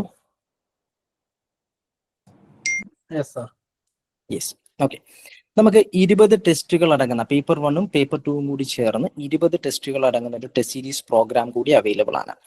ആൻഡ് ക്ലാസ്സുകൾ മാത്രമായിരിക്കും നിങ്ങൾക്ക് ഫ്രീ ഓഫ് കോസ്റ്റിൽ പ്രൊവൈഡ് ചെയ്യുക. പേപ്പർ 1 ഇൻഡിവിജ്വൽ സബ്ജക്റ്റുകളായിട്ട് സെപ്പറേറ്റ് കോസ്റ്റിൽ ആപ്ലിക്കേഷനിൽ അപ്ലോഡഡ് ആവുന്നതാണ്. അതനുസരിച്ചിട്ട് ഏതാണ് വീക്ക് ഏരിയ എന്നുള്ളതിന്റെ അടിസ്ഥാനത്തിൽ ഓരോ ക്ലാസ്സുകൾ നിങ്ങൾക്ക് പർച്ചേസ് ചെയ്ത് കാണാവുന്നതാണ്. ആൻഡ് ടെസ്റ്റ് സീരീസ് പ്രോഗ്രാമും അതേപോലെ തന്നെയാണ്. ടെസ്റ്റ് സീരീസ് പ്രോഗ്രാം നിങ്ങൾക്ക് ഓൺലൈനായിട്ടും അറ്റൻഡ് ചെയ്യാൻ സാധിക്കും, ഓഫ്ലൈനായിട്ടും അറ്റൻഡ് ചെയ്യാൻ സാധിക്കും. ഓൺലൈൻ എന്ന് പറയുന്നത് ആപ്ലിക്കേഷനിലൂടെ തന്നെയാണ്. ആപ്ലിക്കേഷനിൽ എക്സാം സീരീസ് എന്ന് പറയുന്ന ഒരു ഭാഗം കൂടിയിട്ടുണ്ട്. ആ എക്സാം സീരീസ് എന്ന് പറയുന്ന പോർഷനിൽ നിന്നും ഓരോ എക്സാമുകളും അതിന്റെ ഡേറ്റും ഇവിടെ ഈ കൊടുത്തിട്ടുള്ള ഷെഡ്യൂൾ അനുസരിച്ചിട്ട് അവിടെയും നമ്മൾ എന്ത് ചെയ്യുന്നുണ്ടാവും, എക്സാംസ് അപ്ഡേറ്റ് ചെയ്യുന്നുണ്ടാകും. അങ്ങനെ അപ്ഡേറ്റ് ചെയ്യുന്ന എക്സാമുകൾ നിങ്ങൾക്ക് ഷെഡ്യൂൾ അനുസരിച്ചിട്ട് പഠിച്ചതിന് ശേഷം എന്ത് ചെയ്യാം, അറ്റൻഡ് ചെയ്യാം എന്നുള്ളതാണ്. ആൻഡ് ഇതിന്റെ കോസ്റ്റ് എന്ന് പറയുന്നത് ഓഫ്ലൈൻ ഓൺലൈൻ എന്ന രീതിയിലാണ്. ഓൺലൈൻ്റെ കോസ്റ്റ് എന്ന് പറയുന്നത് 1999 രൂപയാണ്. ആൻഡ് ഓഫ്ലൈനിലേക്ക് വരുമ്പം പ്രിന്റഡ് കോപ്പീസ് ആയിട്ട് നിങ്ങളുടെ അഡ്രസ്സിലേക്ക് പ്രൊവൈഡ് ചെയ്യുന്നു എന്നുള്ളതാണ്. അക്കാഡമിയിൽ വന്ന് അറ്റൻഡ് ചെയ്യുന്നവരാണെന്നുണ്ടെങ്കിൽ അവിടെ നിന്ന് അറ്റൻഡ് ചെയ്യാം. അതല്ല നിങ്ങളുടെ വീട്ടിലിരുന്നു കൊണ്ട് തന്നെ പ്രിന്റഡ് കോപ്പീസ് അയച്ചു തരും. അതോടൊപ്പം ആൻസർ കീ ഉണ്ടാകും, OMR ഷീറ്റും ഉണ്ടാകും. അതിന്റെ കൂടി charges parcel plus printing charge കൂടി 500 എക്സ്ട്രാ ആവും. 2499 ആണ് ടെസ്റ്റ് സീരീസിന്റെ ഓഫ്ലൈൻ്റെ പ്രൈസ് എന്ന് പറയുന്നത്. ഇവിടെ ഞാൻ കൊടുത്തിട്ടുള്ളത് ടെസ്റ്റ് സീരീസിന്റെ ഷെഡ്യൂളാണ്. പക്ഷേ ഈ ഷെഡ്യൂളിനോടൊപ്പം പഠിക്കേണ്ട ഒരു വർക്ക് എന്ന് പറയുന്ന ഒരു വർക്ക് ഏരിയ എന്ന് പറയുന്ന ഒരു രീതിയിൽ കൂടി കൊടുത്തിട്ടുണ്ട്. അതായത് ഒരു പ്ലാനർ എന്ന രീതിയിൽ. ടെസ്റ്റ് സീരീസ് എന്ന് പറയുന്നത് ജൂലൈ 1 തീയതി മുതൽ നമ്മൾ ഈ പറയുന്ന മെയിൻസ് എക്സാമിനേഷന് വേണ്ടിയിട്ട് പഠിച്ചു തുടങ്ങുക എന്ന ഉദ്ദേശത്തോട് കൂടിയിട്ടാണ്. അങ്ങനെ നിങ്ങൾ ജൂലൈ 1 പഠിക്കേണ്ട ടോപ്പിക്കുകൾ പ്രൊവൈഡ് ചെയ്തിട്ടുണ്ട്. അങ്ങനെ ജൂലൈ 1 പഠിക്കുമ്പോൾ ഏതൊക്കെ റിസോഴ്സുകൾ നിങ്ങൾ ഡിപ്പെൻഡ് ചെയ്യേണ്ടതായിട്ട് വരുന്നു എന്നുള്ളത്, അത് പ്രിയാമ്പിൾ പബ്ലിഷ് ചെയ്ത ബുക്കുകൾ മാത്രമല്ല, സ്റ്റാൻഡേർഡ് ബുക്കുകൾ കൂടിയിട്ട്, അതായത് PSC ചോദിക്കുന്ന ഏരിയാസിൽ നിന്ന്. PSC ചോദിക്കുന്ന ഏരിയ എന്ന് ഞാൻ ഉദ്ദേശിച്ചത് മറ്റൊന്നുമല്ല, നമുക്കിപ്പം ഏതെങ്കിലും ഒരു അക്കാഡമിയുടെ ബുക്കിൽ നിന്നല്ല കേരള PC ക്വസ്റ്റ്യൻ ഇടുന്നത്. നമ്മൾ അക്കാഡമീസ് എല്ലാം ചെയ്യുന്നത് എന്താണെന്ന് വെച്ച് കഴിഞ്ഞാൽ അത്തരം സോഴ്സുകളിലേക്ക് പോവുകയും അവിടെ നിന്ന് ക്വസ്റ്റ്യൻസ് പിക്ക് ചെയ്യുകയും ചെയ്യാണ് ചെയ്യുന്നത്. അപ്പോൾ എവിടെയാണ് ഈ സ്റ്റാൻഡേർഡ് സോഴ്സ് നിൽക്കുന്നത്? സ്റ്റാൻഡേർഡ് സോഴ്സ് നിൽക്കുന്നത് SCRT ആണ്, NCRT ആണ്. അതിനപ്പുറത്തേക്ക് എവിടെ നിന്നെങ്കിലും ഡയറക്റ്റ് ആയിട്ട് സെന്റൻസുകൾ പിക്ക് ചെയ്ത് ക്വസ്റ്റ്യൻ എടുക്കുന്നുണ്ടോ എന്ന് ചോദിച്ചു കഴിഞ്ഞാൽ അത് ഇഗ്നോവിന്റെ മെറ്റീരിയൽസ് ആണ്. അതേപോലെ തന്നെ കേരള യൂണിവേഴ്സിറ്റിയുടെ മെറ്റീരിയൽസ് ഉണ്ട്, കാലിക്കറ്റ് യൂണിവേഴ്സിറ്റിയുടെ മെറ്റീരിയൽസ് ഉണ്ട്. അപ്പൊ ഇത്തരം ഭാഗങ്ങളിൽ നിന്നുള്ള ഡയറക്റ്റ് സ്റ്റേറ്റ്മെന്റുകൾ, ഇപ്പൊ നമുക്കൊരു കോൺസെപ്റ്റ് നിങ്ങളെ പഠിപ്പിച്ചു തരുമ്പം ആ കോൺസെപ്റ്റിന്റെ മീനിങ് സെയിം ആയിരിക്കും. പക്ഷേ PSC ഉപയോഗിക്കുന്ന വേർഡ് ബൈ വേർഡ് എവിടെ നിന്നെങ്കിലും കോപ്പി പേസ്റ്റ് ചെയ്യുന്നുണ്ട് എങ്കിൽ അതെന്ന് പറയുന്ന ഇത്തരം സ്റ്റാൻഡേർഡ് ബുക്സിൽ നിന്നാണ്. അതിനകത്തുള്ള പോയിന്റുകൾ ഒന്നും തന്നെ നമുക്ക് മിസ് ചെയ്യാൻ പറ്റത്തില്ല. അപ്പോൾ അവിടേക്ക് നമ്മൾ പോകേണ്ടതായിട്ട് വരും. അപ്പൊ അത് എങ്ങനെയാണ്, ഏതൊക്കെ സോഴ്സിൽ നിന്നാണ് നിങ്ങൾ പ്രിപ്പയർ ചെയ്യേണ്ടത് എന്നുള്ളത്, ഇത്തരം കാര്യങ്ങൾ കൂടി ഇതിൽ മെൻഷൻ ചെയ്തിട്ടുണ്ട്. അതിൽ തന്നെ PYQ ബുക്ക് ഞാൻ മുമ്പ് ഇമ്പോർട്ടന്റ് ആയിട്ട് പറഞ്ഞ കാര്യമായിരുന്നു. PYQ ബുക്കിൽ PSC ഇന്നോളം ചോദിച്ചിട്ടുള്ള പ്രീവിയസ് ഇയർ ക്വസ്റ്റ്യൻ പേപ്പറുകളിൽ ഏതൊക്കെ ബുക്കുകളിൽ നിന്നാണോ അവർ ക്വസ്റ്റ്യൻ ഹയർ ചെയ്തിട്ടുള്ളത്, അതായത് ഏതൊക്കെ ബുക്കിൽ നിന്നാണോ, സ്റ്റാൻഡേർഡ് ബുക്കിൽ നിന്നാണോ ക്വസ്റ്റ്യൻസ് ചോദിച്ചിട്ടുള്ളത്, അതുകൂടി നിങ്ങൾക്ക് PYQയിൽ മെൻഷൻ ചെയ്തിട്ടുണ്ടാവും. അതൊന്ന് കാണുമ്പോൾ മനസ്സിലാവും എവിടെ നിന്നൊക്കെയാണ് ഈ ക്വസ്റ്റ്യൻസ് പിക്ക് ചെയ്യുന്നത് എന്നുള്ളത്. സോ അങ്ങനെ സോഴ്സുകൾ കൂടി പ്രൊവൈഡ് ചെയ്യുന്നുണ്ട്. സോ സെക്കൻഡ് ഡേയിൽ എന്ത് പഠിക്കണം, തേർഡ് ഡേയിൽ എന്ത് പഠിക്കണം, ഫോർത്ത് ഡേയിൽ എന്ത് പഠിക്കണം, അങ്ങനെ തുടങ്ങിയിട്ട് നിങ്ങൾക്ക് ഒരു കംപ്ലീറ്റ് പ്ലാനറും കൂടി അടങ്ങുന്നതാണ് ഇതെന്ന് പറയുന്നത്. സോ ഈ പ്ലാനർ അനുസരിച്ചിട്ട് പഠിക്കുകയും ഡേ 6 അന്ന് ജൂലൈ 6 തീയതി ഹിസ്റ്ററിയുടെ ടെസ്റ്റ് ഉണ്ടാകും. സോ ഈ ഹിസ്റ്ററിയുടെ ടെസ്റ്റിന് പഠിക്കേണ്ട കാര്യങ്ങളാണ് തൊട്ട് മുമ്പത്തെ 5 ദിവസവും ഡീറ്റെയിൽഡ് ആയിട്ട് പറഞ്ഞിട്ടുള്ളത്. അപ്പൊ അതിൽ നിന്നുള്ള ചോദ്യങ്ങളായിരിക്കും പിക്ക് ചെയ്യുന്നത്. അങ്ങനെ പിക്ക് ചെയ്യുന്ന ടെസ്റ്റ് നിങ്ങൾക്ക് ഡേ 6 അറ്റൻഡ് ചെയ്യാൻ സാധിക്കുന്നു. ദെൻ ഇതിങ്ങനെ കണ്ടിന്യൂ ചെയ്ത് പോകുന്നു ഈ പ്രോസസ്സ്. ഞാൻ ഈ 20 ടെസ്റ്റും കംപ്ലീറ്റ് ചെയ്ത് തീരുമ്പോഴത്തേക്കും സമയമാവും. അതുകൊണ്ട് അതിനെ പറ്റിയിട്ട് മെൻഷൻ ചെയ്യുന്നില്ല. പ്ലാനർ വേണ്ട ആളുകൾക്കും മറ്റും ഓഫീസുമായിട്ട് ബന്ധപ്പെട്ടാൽ മതി. അതേപോലെ തന്നെ വെബ്സൈറ്റിലും ആപ്ലിക്കേഷനിലും അപ്ലോഡ് ചെയ്യുന്നതാണ്. ഇത് നമ്മുടെ ടെസ്റ്റ് സീരീസിന്റെ ഭാഗമായിട്ട് ഷെഡ്യൂൾ എന്ന രീതിയിൽ അപ്ലോഡ് ചെയ്യുന്നതുമായിരിക്കും. സോ ഇങ്ങനെ 20 ടെസ്റ്റുകളായിരിക്കും പ്ലാനറിൽ ഉണ്ടാവുന്നത്. അതിൽ പേപ്പർ 1 ഇൻക്ലൂഡഡ് ആണ്, പേപ്പർ 2 ഇൻക്ലൂഡഡ് ആണ്, അതേപോലെ തന്നെ ഫുൾ ടെസ്റ്റും ഇൻക്ലൂഡഡ് ആണ്.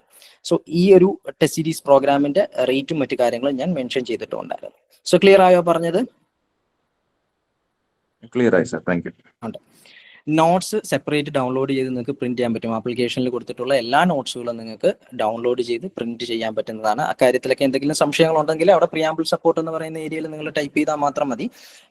അവിടെ നിങ്ങൾക്ക് ഏതെങ്കിലും തരത്തിലുള്ള ഇഷ്യൂസ് നേരിടുന്നുണ്ടെങ്കിൽ ലൈവായിട്ട് തന്നെ നിങ്ങളോടൊപ്പം ആ ഇഷ്യൂസ് ഒക്കെ റെക്ടിഫൈ ചെയ്യുന്നതായിരിക്കും. ഇഷ്യൂസ് ഒന്നും നേരിടാനില്ല, മീൻസ് ലൈക്ക് നിങ്ങൾക്ക് എങ്ങനെയാണ് അത് ഡൗൺലോഡ് ചെയ്യേണ്ടതെന്ന് അറിയണമെന്നുണ്ടെങ്കിൽ പേപ്പർ 2 സെപ്പറേറ്റ് ബുക്ക് തീർച്ചയായിട്ടും ഉണ്ടാവും. ജൂലൈ 15 കൂടിയിട്ട് പേപ്പർ 2 സ്പെഷ്യൽ ടോപ്പിക് അടങ്ങുന്ന 9 ടോപ്പിക്കുകളുടെ ബുക്ക് ഉണ്ടാകും. അത് വളരെ യൂസ്ഫുൾ ആയിട്ടുള്ള രീതിയിലാണ് പ്രിപ്പയർ ചെയ്യുന്നത്.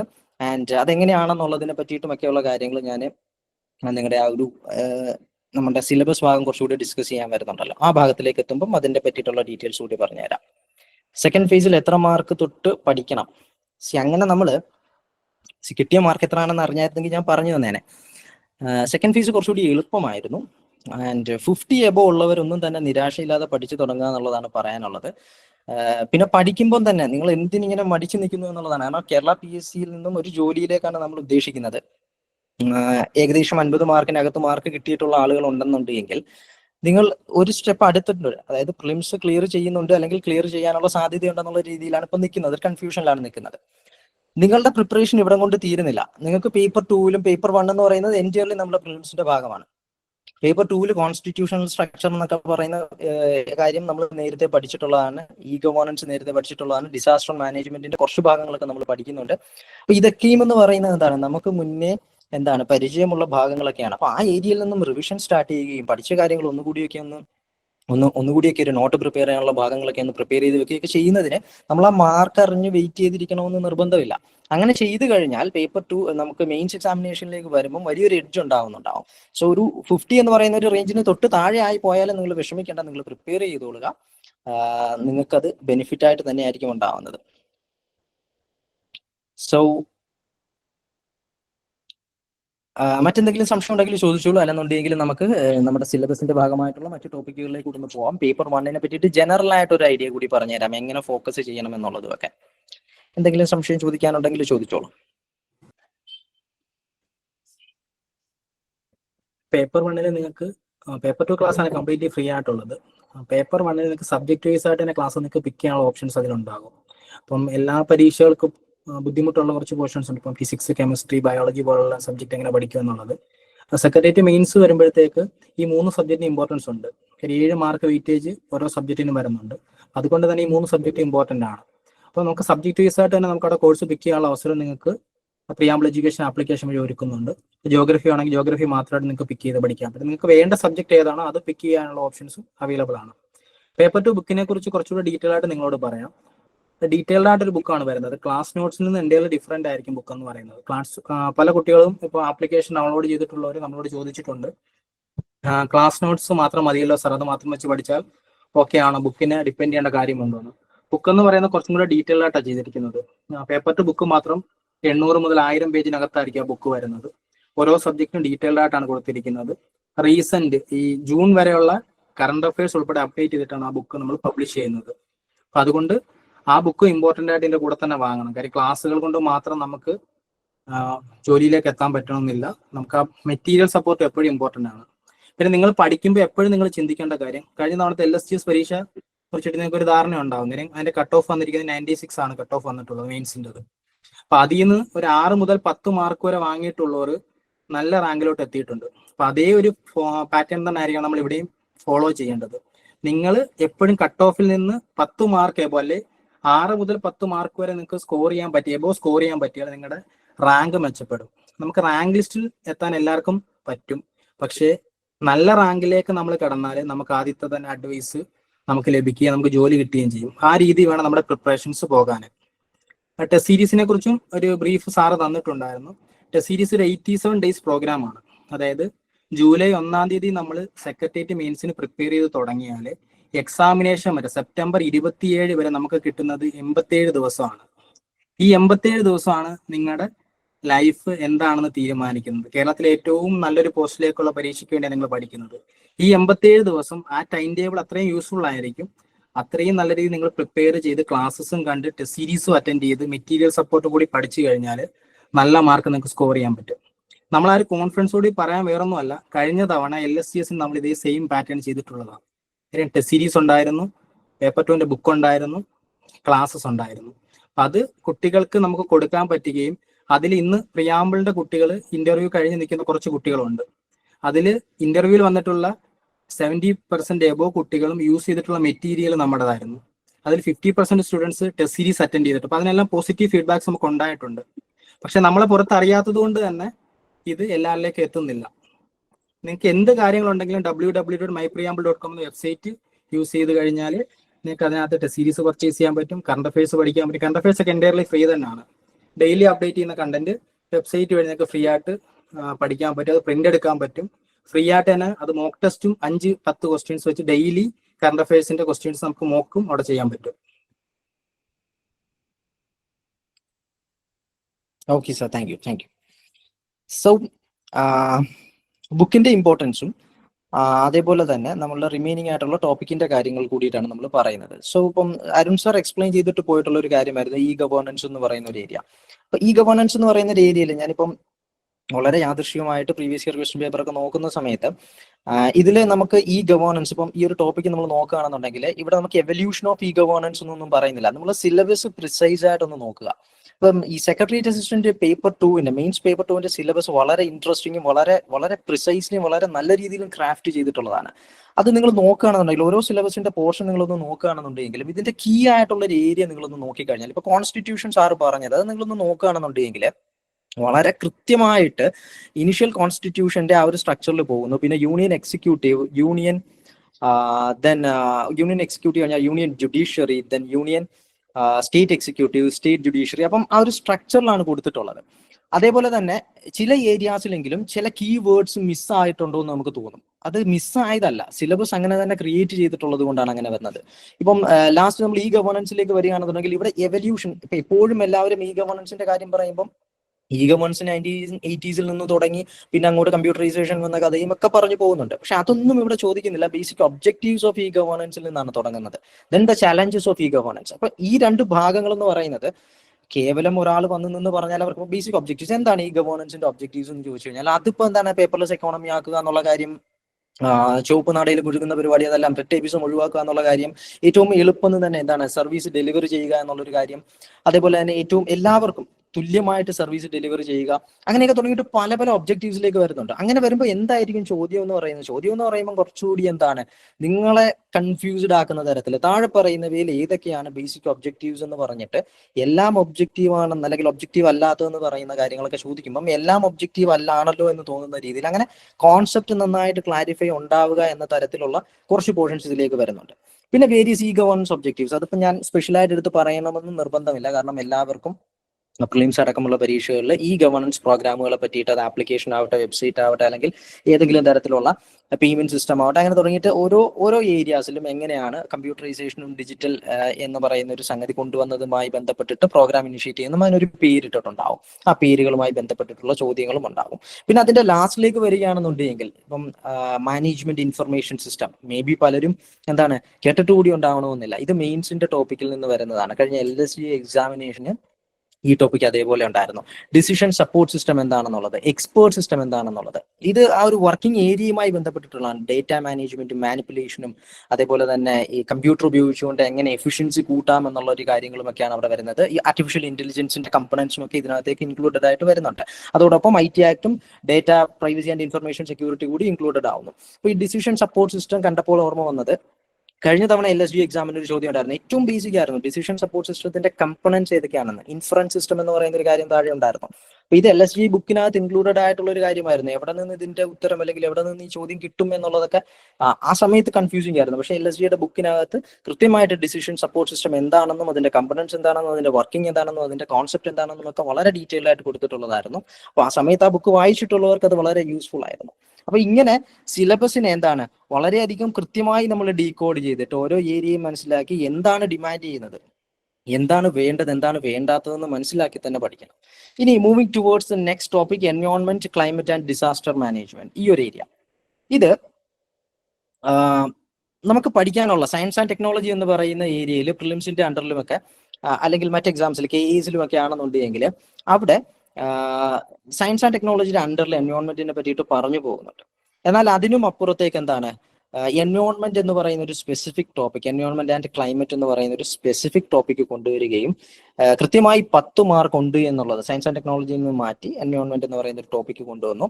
10 മാർക്ക് അതിലേക്കും കൊണ്ടുവരുന്നുണ്ട്. അപ്പൊ അവിടെ എന്തൊക്കെയാണ് നമ്മൾ പഠിക്കേണ്ടത് എന്നുള്ളത്, ഇതിനകത്ത് കുറേയധികം കറണ്ട് അഫയേഴ്സ് നമ്മൾ ആഡ് ചെയ്യേണ്ടതായിട്ട് വരുന്നുണ്ട്. ദെൻ സിലബസിലേക്ക് നോക്കുകയാണെന്നുണ്ടെങ്കിൽ basic concepts of ecosystem and biodiversity കാണുമ്പോൾ ചെറുതായിട്ട് തോന്നും. പക്ഷെ എന്താണ് അത്യാവശ്യം എക്കോസിസ്റ്റം, എൻവയോൺമെന്റ് അതുമായി ബന്ധപ്പെട്ടിട്ടുള്ള കുറേയധികം ടേംസുകളും അതിന്റെ കോൺസെപ്റ്റുകളും അത്തരം കാര്യങ്ങളും ഒക്കെ നമുക്ക് ഇതിനകത്ത് വരുന്നുണ്ട്. ദെൻ അതിനുശേഷം നമുക്ക് forest, desert and aquatic ecosystem, okay, ഈ 3 ഏരിയയിലുമുള്ള എക്കോസിസ്റ്റം, അവയുടെ ഫംഗ്ഷനിങ്ങും മറ്റു കാര്യങ്ങളും ഒക്കെയാണ്. ഇതൊരു കോൺസെപ്റ്റ്സ് മനസ്സിലാക്കുക എന്നുള്ളതാണ് അവിടെ വരുന്നത്. കുറേയധികം ടേംസ് വരുന്നുണ്ട്. അത് എക്സാമിന്റെ ഒരു ഹോട്ട് പിക്ക് ഏരിയ ആണ്.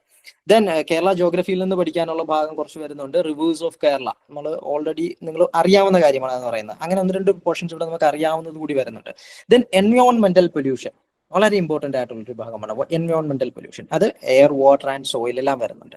അതിനുശേഷം നിങ്ങളൊന്ന് ശ്രദ്ധിച്ചു നോക്കിക്കേ, കണ്ടാമിനൻസ് എന്ന് പറയുന്ന ഒരു ഏരിയ ഇവിടെ മെൻഷൻ ചെയ്യുന്നുണ്ട്. എന്താണ് കണ്ടാമിനൻസ്? അപ്പം ഇവിടെ ചോദിച്ചിട്ടുള്ളത് എൻവയോൺമെന്റൽ പൊല്യൂഷൻ. ശരിയാണ്, പൊല്യൂഷൻ കുഴപ്പമില്ല, ഓക്കെയാണ്. പൊല്യൂട്ടൻസ്, കണ്ടാമിനൻസ് എന്ന് പറഞ്ഞപ്പോൾ പൊല്യൂട്ടൻസ് ആയിരിക്കും വന്നിട്ടുണ്ടാവുക എന്നുള്ളത്. അപ്പൊ അവിടെ എന്താണ് സിലബസിൽ പൊല്യൂട്ടൻസ് എന്നല്ല പറഞ്ഞിട്ടുള്ളത്, കണ്ടാമിനൻസ് എന്നാണ് പറഞ്ഞിട്ടുള്ളത്. അപ്പൊ കണ്ടാമിനൻസ് എന്ന് പറയുമ്പോൾ പൊല്യൂട്ടൻസ് തന്നെ അല്ലേ? അത് രണ്ടും ആയിരിക്കുമല്ലോ. പെസ്റ്റിസൈഡ്സ് പറഞ്ഞിട്ടുണ്ട്, മെറ്റൽസ്, ഗേഷ്യസ് പൊല്യൂട്ടൻസ്, അതിനെ പറ്റിയിട്ടൊക്കെ പറഞ്ഞിട്ടുണ്ട്. പക്ഷെ നമ്മൾ ആ വേർഡ്സിന്റെ ഒരു കൃത്യ മീനിങ് ഒക്കെ അറിയേണ്ടതായിട്ട് വരും. കാരണം ഞാനിതൊരു ക്ലാസ് ആയിട്ട് ഇവിടെ എക്സ്പ്ലെയിൻ ചെയ്യാൻ ഉദ്ദേശിക്കുന്നില്ല. കണ്ടാമിനൻസ് അല്ല പൊല്യൂട്ടൻസ്. കണ്ടാമിനൻസിന്റെ അണ്ടറിൽ നമുക്ക് ഇൻക്ലൂഡ് ചെയ്യാൻ പറ്റുന്നവയാണ് പൊല്യൂട്ടൻസ് എന്ന് പറയാം. അതിനും കുറച്ചുകൂടെ വിശാലമായ മീനിങ്ങിലാണ് കണ്ടാമിനൻസിനെ പറഞ്ഞിട്ടുള്ളത്.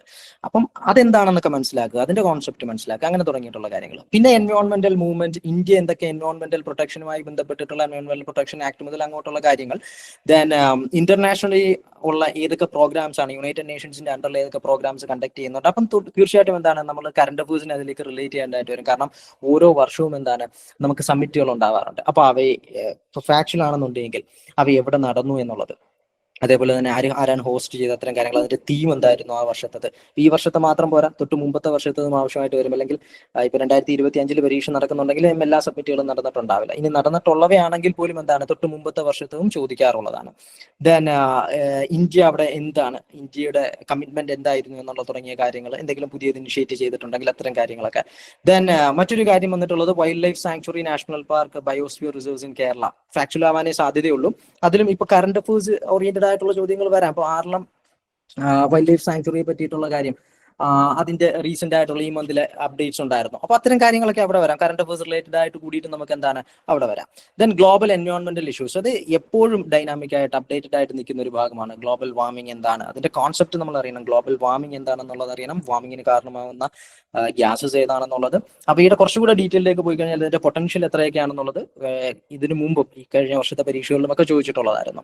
ദെൻ ഇതുമായി ബന്ധപ്പെട്ടിട്ടുള്ള സമ്മിറ്റുകൾ, അത് ഏതൊക്കെയാണ്, മോൺട്രിയൽ പ്രോട്ടോകോൾ, ക്യോട്ടോ പ്രോട്ടോകോൾ, അങ്ങനെയൊക്കെ തുടങ്ങിയിട്ടുള്ള കാര്യങ്ങളൊക്കെ വരുന്നത്. Then ozone depletion, climate change, അത്തരം കാര്യങ്ങളൊക്കെ നമ്മൾ നോക്കുക. ദെൻ എൻവയോൺമെന്റൽ, അതിനുശേഷം ഇതെല്ലാം നമുക്ക് ജനറലി കേട്ട് പരിചയമുള്ള ഭാഗങ്ങളും ഇതൊക്കെ എക്സ്പെക്ട് ചെയ്യാവുന്നതുമാണ്. പക്ഷെ അതിനും അപ്പുറത്തേക്ക് പിന്നെ കുറച്ച് കാര്യങ്ങൾ വന്നിട്ടുണ്ട്. എൻവയോൺമെന്റൽ impact assessment and developmental project, എൻവയോൺമെന്റൽ auditing, green auditing, then എൻവയോൺമെന്റൽ loss in India.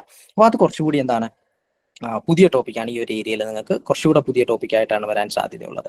അപ്പൊ അതും നമ്മൾ എന്ത് ചെയ്യുക, അതും അതിന്റെ കോൺസെപ്റ്റുകളും അതുമായി ബന്ധപ്പെട്ടിട്ട് ഇന്ത്യയിലുള്ള ഇനിഷ്യേറ്റീവ്സും എൻവയോൺമെന്റൽ ലോസ് ഏതൊക്കെയാണ് ഇന്ത്യയിൽ പാസ്സാക്കിയിട്ടുള്ളത്, അതായത് എൻവയോൺമെന്റിനെ റിലേറ്റ് ചെയ്തിട്ട് ഇപ്പോൾ വാട്ടർ ആക്ട് ആണെന്നുണ്ടെങ്കിലും എയർ ആക്ട് ആണെന്നുണ്ടെങ്കിലും ഇതൊക്കെ എന്താണ് പൊല്യൂഷനെ കൂടി കൺട്രോൾ ചെയ്യാനുള്ളതല്ലേ.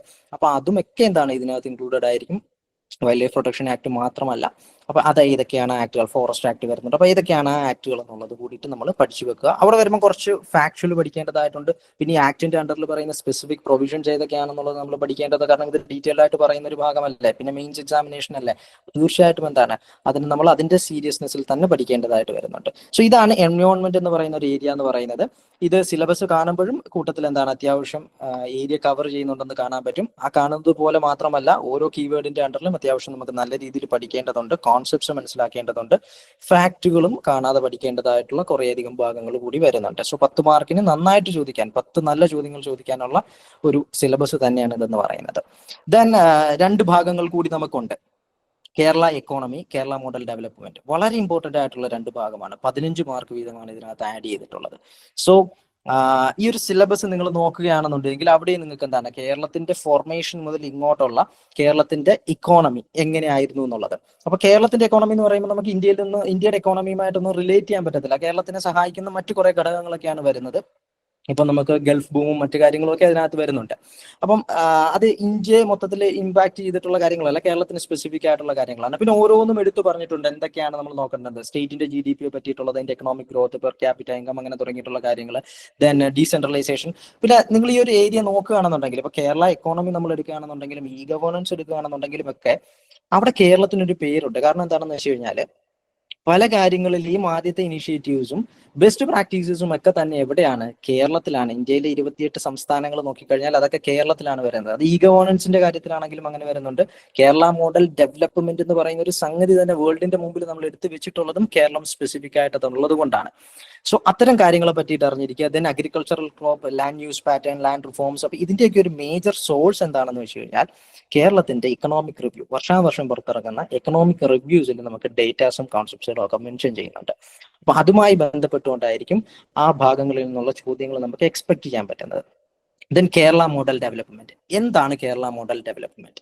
അതിനെ പറ്റിയിട്ട് അറിഞ്ഞിരിക്കുക. അതിന്റെ എവല്യൂഷൻ, എവിടെ മുതലാണ് അത് സ്റ്റാർട്ട് ചെയ്യുന്നത്, എങ്ങനെയാണ് അത് ഇവോൾവ് ചെയ്ത് ഈ 2025 എത്തിയപ്പോഴേക്കും നമ്മൾ കേരളത്തിനെ ലോകത്തിന്റെ നെറുകയിൽ കൊണ്ടുവെക്കാൻ സാധിക്കുന്നത്. അതായത് ലോകോത്തര രാജ്യങ്ങൾ അവരുടെ GDPയും അവരുടെ ആ ഡെവലപ്മെന്റിനോടൊപ്പം കിടപിടിക്കുന്ന നമ്മളുടെ സിസ്റ്റംസ്, ഹെൽത്ത് കെയർ സിസ്റ്റം ആണെങ്കിലും എഡ്യൂക്കേഷണൽ സിസ്റ്റം ആണെങ്കിലും എക്കണോമിക് സിസ്റ്റം ആണെന്നുണ്ടെങ്കിലും എങ്ങനെയാണ് നമ്മൾ ഇവോൾവ് ചെയ്ത് വന്നത് എന്നുള്ളത്. ഓക്കെ, അവരോടൊപ്പം നമുക്ക് നിൽക്കാൻ സാധിക്കുന്നത് എങ്ങനെയാണ്, അത്തരം കാര്യങ്ങൾ. ദെൻ മറ്റ് ഫീച്ചേഴ്സുകൾ, കേരളത്തിന്റെ മാത്രം സ്പെസിഫിക് ആയിട്ടുള്ള അഡൽട്ട് ലിറ്ററസി ആണെന്നുണ്ടെങ്കിലും ലൈഫ് എക്സ്പെക്ടൻസി ആണെന്നുണ്ടെങ്കിലും ഇതൊക്കെ എന്താണെന്നുള്ളതൊക്കെ നിങ്ങൾ പഠിക്കാതെ ഞാനിതൊരു എക്സ്പ്ലെയിൻ ചെയ്തിട്ട് കാര്യമുണ്ടാകത്തില്ല. വിമൻ എംപവർമെന്റ് പ്രോഗ്രാമുകൾ, ഇതിനകത്ത് കുറേയധികം സ്കീമുകൾ കടന്നു വരുന്നുണ്ടാകും. അതേപോലെ തന്നെ എന്താണ് കേരള സ്പെസിഫിക് ആയിട്ടുള്ള വാല്യൂസ് കൂടി നമ്മൾ അറിഞ്ഞിരിക്കേണ്ടതായിട്ട് വരും. അതായത് നാഷണൽ വൈഡ് നമുക്ക് എന്താണ് ഒരു ആവറേജ് ഉണ്ടാകും ഓരോന്നിനും. അതായത് അഡൽട്ട് ലിറ്ററസിക്ക് ഉണ്ടാകും, അതേപോലെ തന്നെ ലൈഫ് എക്സ്പെക്ടൻസിക്ക് ഉണ്ടാകും. ഇത് തന്നെ കേരള സ്പെസിഫിക് ആയിട്ടും വരുന്നുണ്ടാവും. ഓക്കെ, അപ്പൊ ഇത്തരം കാര്യങ്ങൾ നമ്മൾ കേരള സ്പെസിഫിക് ആയിട്ടും അറിഞ്ഞിരിക്കണം. അതെന്താണ് ഇന്ത്യയുടെ നാഷണൽ ആവറേജുമായിട്ട് റിലേറ്റ് ചെയ്ത് കൂടി നമ്മൾ അറിഞ്ഞിരിക്കണം. കാരണം എല്ലായിടത്തും ഒരുപക്ഷെ നമ്മൾ ഒന്നാമതാവണമെന്നില്ല. അപ്പൊ ഏത് സ്റ്റേറ്റുകളാണ് അവിടെ വരുന്നത് എന്നുള്ളത്, അത്തരം കാര്യങ്ങൾ. ഇത് LSG എക്സാമിനേഷന് ഇത്തരം സ്പെസിഫിക് ആയിട്ടുള്ള സെൻസസ് ഡേറ്റയിൽ നിന്നുള്ള ചോദ്യങ്ങൾ ഉണ്ടായിരുന്നു. അതേപോലെ അങ്ങനത്തെ ഡേറ്റാസ് തന്നിട്ട് നമ്മൾ എന്ത് ചെയ്യുക, ആ ഡേറ്റ വെച്ചിട്ട് നമ്മൾ ഒരു ചോദ്യത്തെ അനലൈസ് ചെയ്യുക, അത്തരത്തിലുള്ള ചോദ്യങ്ങളും LSG എക്സാമിന് ഉണ്ടായിരുന്നു. അപ്പൊ ഈ കാര്യങ്ങളൊക്കെയാണ് എന്തെന്ന് പറയുന്നത് ഈ 2 മൊഡ്യൂളിനകത്ത് വരുന്നത്. വളരെ വളരെ ഇമ്പോർട്ടന്റ് ആയിട്ടുള്ള ഏരിയ ആണ്. ഏറ്റവും കൂടുതൽ ചോദ്യങ്ങൾ വരുന്ന ഒരു ഏരിയ ആണ്. 30 മാർക്സ് ആണ് നമുക്ക് ഇവിടെ വരുന്നത്. അപ്പം അതും എന്താണ് വളരെ ഡീറ്റെയിൽ ആയിട്ട് മാർക്ക് സ്കോറിംഗ് ആയിട്ടുള്ള ഭാഗമാണ്. കാണുമ്പം അറിയാൻ വയ്യാത്ത ടോപ്പിക് ആണല്ലോ എന്നൊക്കെ തോന്നുമെങ്കിലും ഇത് നമുക്ക് മാർക്ക് സ്കോറിംഗ് ആയിട്ടുള്ള ഏരിയ ആണ്. നമ്മൾ ആ സിലബസ് പ്രിസൈസ് ആയിട്ട് നോക്കി പഠിക്കുകയാണെന്നുണ്ടെങ്കിൽ. ദെൻ ആദ്യം ഡിസ്കസ് ചെയ്യേണ്ടിയിരുന്ന 2 ഭാഗങ്ങൾ കൂടി വരുന്നുണ്ട്, principles of administration and principles of management. ഇതൊരു പക്ഷേ ഒരാൾക്കും ഒരു ധാരണയും ഉണ്ടാവണമെന്നില്ല. കാരണം കേരള PSC ആദ്യമായിട്ടാണ് ഡിഗ്രി ലെവൽ എക്സാമുകളുടെ കൂട്ടത്തിൽ, എൻ്റെ താഴെയുള്ളതിന്റെ കാര്യം പിന്നെ പറയണ്ടല്ലോ, ഡിഗ്രി ലെവൽ എക്സാമുകളുടെ കൂട്ടത്തിൽ ഒരു പബാഡ് ടോപ്പിക്, ഇപ്പൊ principles of administration and management topic include ചെയ്യുന്നത് 20 മാർക്കിനാണുള്ളത്. അപ്പൊ ബേസിക്കലി ഇപ്പൊ എനിക്ക് പറയാൻ പറ്റുന്ന ഒരു കാര്യം എന്താണെന്ന് വെച്ച് കഴിഞ്ഞാൽ, ഒരു വർക്കിംഗ് ഓർഗനൈസേഷൻ, അതിപ്പോ ഒരു പബ്ലിക് ആയിക്കൊള്ളട്ടെ പ്രൈവറ്റ് ആയിക്കൊള്ളട്ടെ എന്തും ആയിക്കൊള്ളട്ടെ, സെക്രട്ടേറിയറ്റിൽ വർക്ക് ചെയ്യുന്നു അല്ലെന്നുണ്ടെങ്കിൽ ഇപ്പൊ സെക്രട്ടേറിയറ്റ് ആണല്ലോ നമ്മൾ വർക്ക് ചെയ്യാൻ പോകുന്നത്. അപ്പൊ അതൊരു അഡ്മിനിസ്ട്രേഷൻ നടക്കുന്ന ഒരു ഭാഗമാണ്. അപ്പൊ അവിടെ സ്റ്റാഫുകളുടെ രീതികൾ, വർക്കിന്റെ ഫ്ലോ, അതേപോലെ തന്നെ എങ്ങനെയൊക്കെ ആയിരിക്കണം എന്നുള്ളത്, അതേപോലെ തന്നെ ഇതിനകത്ത് ഇതൊരു ടോപ്പിക്കാണ്. അപ്പൊ ഇതിന്റെ അഡ്മിനിസ്ട്രേഷന്റെ തിയറീസ് ഉണ്ടാകും. ഇതൊരു സബ്ജക്ട് എന്ന് പറയുമ്പോൾ ആ സബ്ജക്റ്റിലേക്ക് കുറെ തിയറീസ് ആളുകൾ കൊണ്ടുവന്നിട്ടുണ്ടാകും. അത്തരം തിയറീസ്, ദെൻ അഡ്മിനിസ്ട്രേഷന്റെ അപ്രോച്ച് എങ്ങനെയാണെന്നുള്ളത്, അത് ഇന്നു മുതലല്ല തുടങ്ങുന്നത്. ഇന്ത്യയിലാണെന്നുണ്ടെങ്കിൽ അശോകന്റെ കാലഘട്ടം മുതൽ നമുക്ക്, അല്ലെങ്കിൽ ആ കാലഘട്ടത്തിലേക്ക് പോയാൽ അവിടെ എങ്ങനെയാണ് ഓരോന്നും ഓർഗനൈസ് ചെയ്ത് വെച്ചിട്ടുള്ളത് ഹിസ്റ്ററിയിൽ നിന്ന് നമ്മൾ വായിച്ചെടുക്കും. അതിനും പിന്നിലേ കൊണ്ട് കേട്ടോ, ഞാൻ ജസ്റ്റ് ഒരു എക്സാമ്പിൾ പറഞ്ഞെന്നുള്ളതേ ഉള്ളൂ. അങ്ങനെ തുടങ്ങിയിട്ട് ഏതൊരു സ്ഥാപനവും വർക്ക് ചെയ്യണമെന്നുണ്ടെങ്കിൽ, അതിനൊരു ഫങ്ഷണൽ കൊണ്ടുവരണമെന്നുണ്ടെങ്കിൽ അതിനൊരു സിസ്റ്റം ഉണ്ടാവും. ആ സിസ്റ്റം എങ്ങനെയാണ് വർക്ക് ചെയ്യുന്നത്, ഏതൊക്കെ തരത്തിലുള്ള ബേസിക് കാര്യങ്ങളിൽ നിന്ന് തുടങ്ങിയിട്ട് അങ്ങോട്ട് പിന്നീട് ഡീറ്റെയിൽഡ് ആയിട്ട് പോവുകയാണ്. മാനേജ്മെന്റിന്റെ കാര്യം വന്നു കഴിഞ്ഞാലും ഓരോന്നും ഞാൻ എടുത്തിവിടെ ഡിസ്കസ് ചെയ്യുന്നില്ല. ഇത്തരം കാര്യങ്ങളാണ്. ഇത് സത്യത്തില് നേരത്തെ PSC കൊണ്ടുവരേണ്ടിയിരുന്ന ഒരു ടോപ്പിക്ക് കൂടിയിട്ടായിരുന്നു. കാരണം വർക്ക് ചെയ്യാൻ പോകുന്നത് തീർച്ചയായിട്ടും എന്താണ് ഇത്തരത്തിലുള്ള ഒരു പബ്ലിക്, അല്ലെങ്കിൽ നമ്മൾ വർക്ക് ചെയ്യുന്നത് എന്താണ് ഒരു പബ്ലിക് ഓർഗനൈസേഷനിലാണ് വർക്ക് ചെയ്യുന്നത്, അല്ലെങ്കിൽ അവിടെ എന്താണ് ഇത്തരത്തിലുള്ള അഡ്മിനിസ്ട്രേഷൻ കാര്യങ്ങൾ എന്തായാലും ഉണ്ടാവും. അതിന്റെ ബേസിക്സ് അറിയാതെ അവിടെ ചെന്നിട്ട് വർക്ക് ചെയ്യുന്നവർക്ക് അവിടെ എന്തുണ്ടാവില്ല, അവർക്ക് വർക്ക് ചെയ്യാനുള്ള കേപ്പബിലിറ്റി കുറവായിരിക്കും, അതിൽ എത്തിക്സ് ഉണ്ടാവില്ല, അത്തരം കാര്യങ്ങളൊക്കെ വരും. അപ്പൊ ഇത് സിവിൽ സർവൻസിന് ഇത്തരം കാര്യങ്ങൾ കൂടി അറിഞ്ഞിരിക്കുക എന്ന് പറയുന്നത് ഇതാണ് ഫസ്റ്റ് ആൻഡ് മസ്റ്റ് എന്ന് പറയുന്നത്. ഇതിനുശേഷം അതുകൊണ്ട് തന്നെയാണ് അത് ആ ടോപ്പിക്കിന്റെ ആദ്യം വന്നിട്ടുള്ളത്. പിന്നെയാണ് ബാക്കിയുള്ള കാര്യങ്ങളൊക്കെ. അപ്പൊ അത്തരം കാര്യങ്ങൾ അടങ്ങുന്നതാണ് ഈ 2 ഏരിയ എന്ന് പറയുന്നത്. അപ്പൊ ഇതിന്റെയൊക്കെ ക്ലാസ്സുകൾ നിങ്ങൾക്ക് ഓൾറെഡി ലൈവ് ആയിട്ടുണ്ട്. ലൈവ് മീൻസ് നിങ്ങളുടെ റെക്കോർഡ് ക്ലാസ്സുകൾ ഓൾറെഡി അപ്പ് ആയിട്ടുണ്ട്. നിങ്ങൾക്ക് അവിടെ പോയിട്ട് ഓരോ ടോപ്പിക്കുകളും ഈ സിലബസ് ഓർഡറിൽ തന്നെയാണ്. സിലബസിൽ നിങ്ങൾ വായിച്ചു നോക്കുമ്പോൾ എല്ലാം ഓരോ ടോപ്പിക്കുകളാണ്. പക്ഷേ അങ്ങനെയല്ല, ഒരു ടോപ്പിക്കിന്റെ സബ് ടോപ്പിക്കുകളൊക്കെ ആയിട്ടാണ് കൊടുത്തിട്ടുള്ളത് പലതും.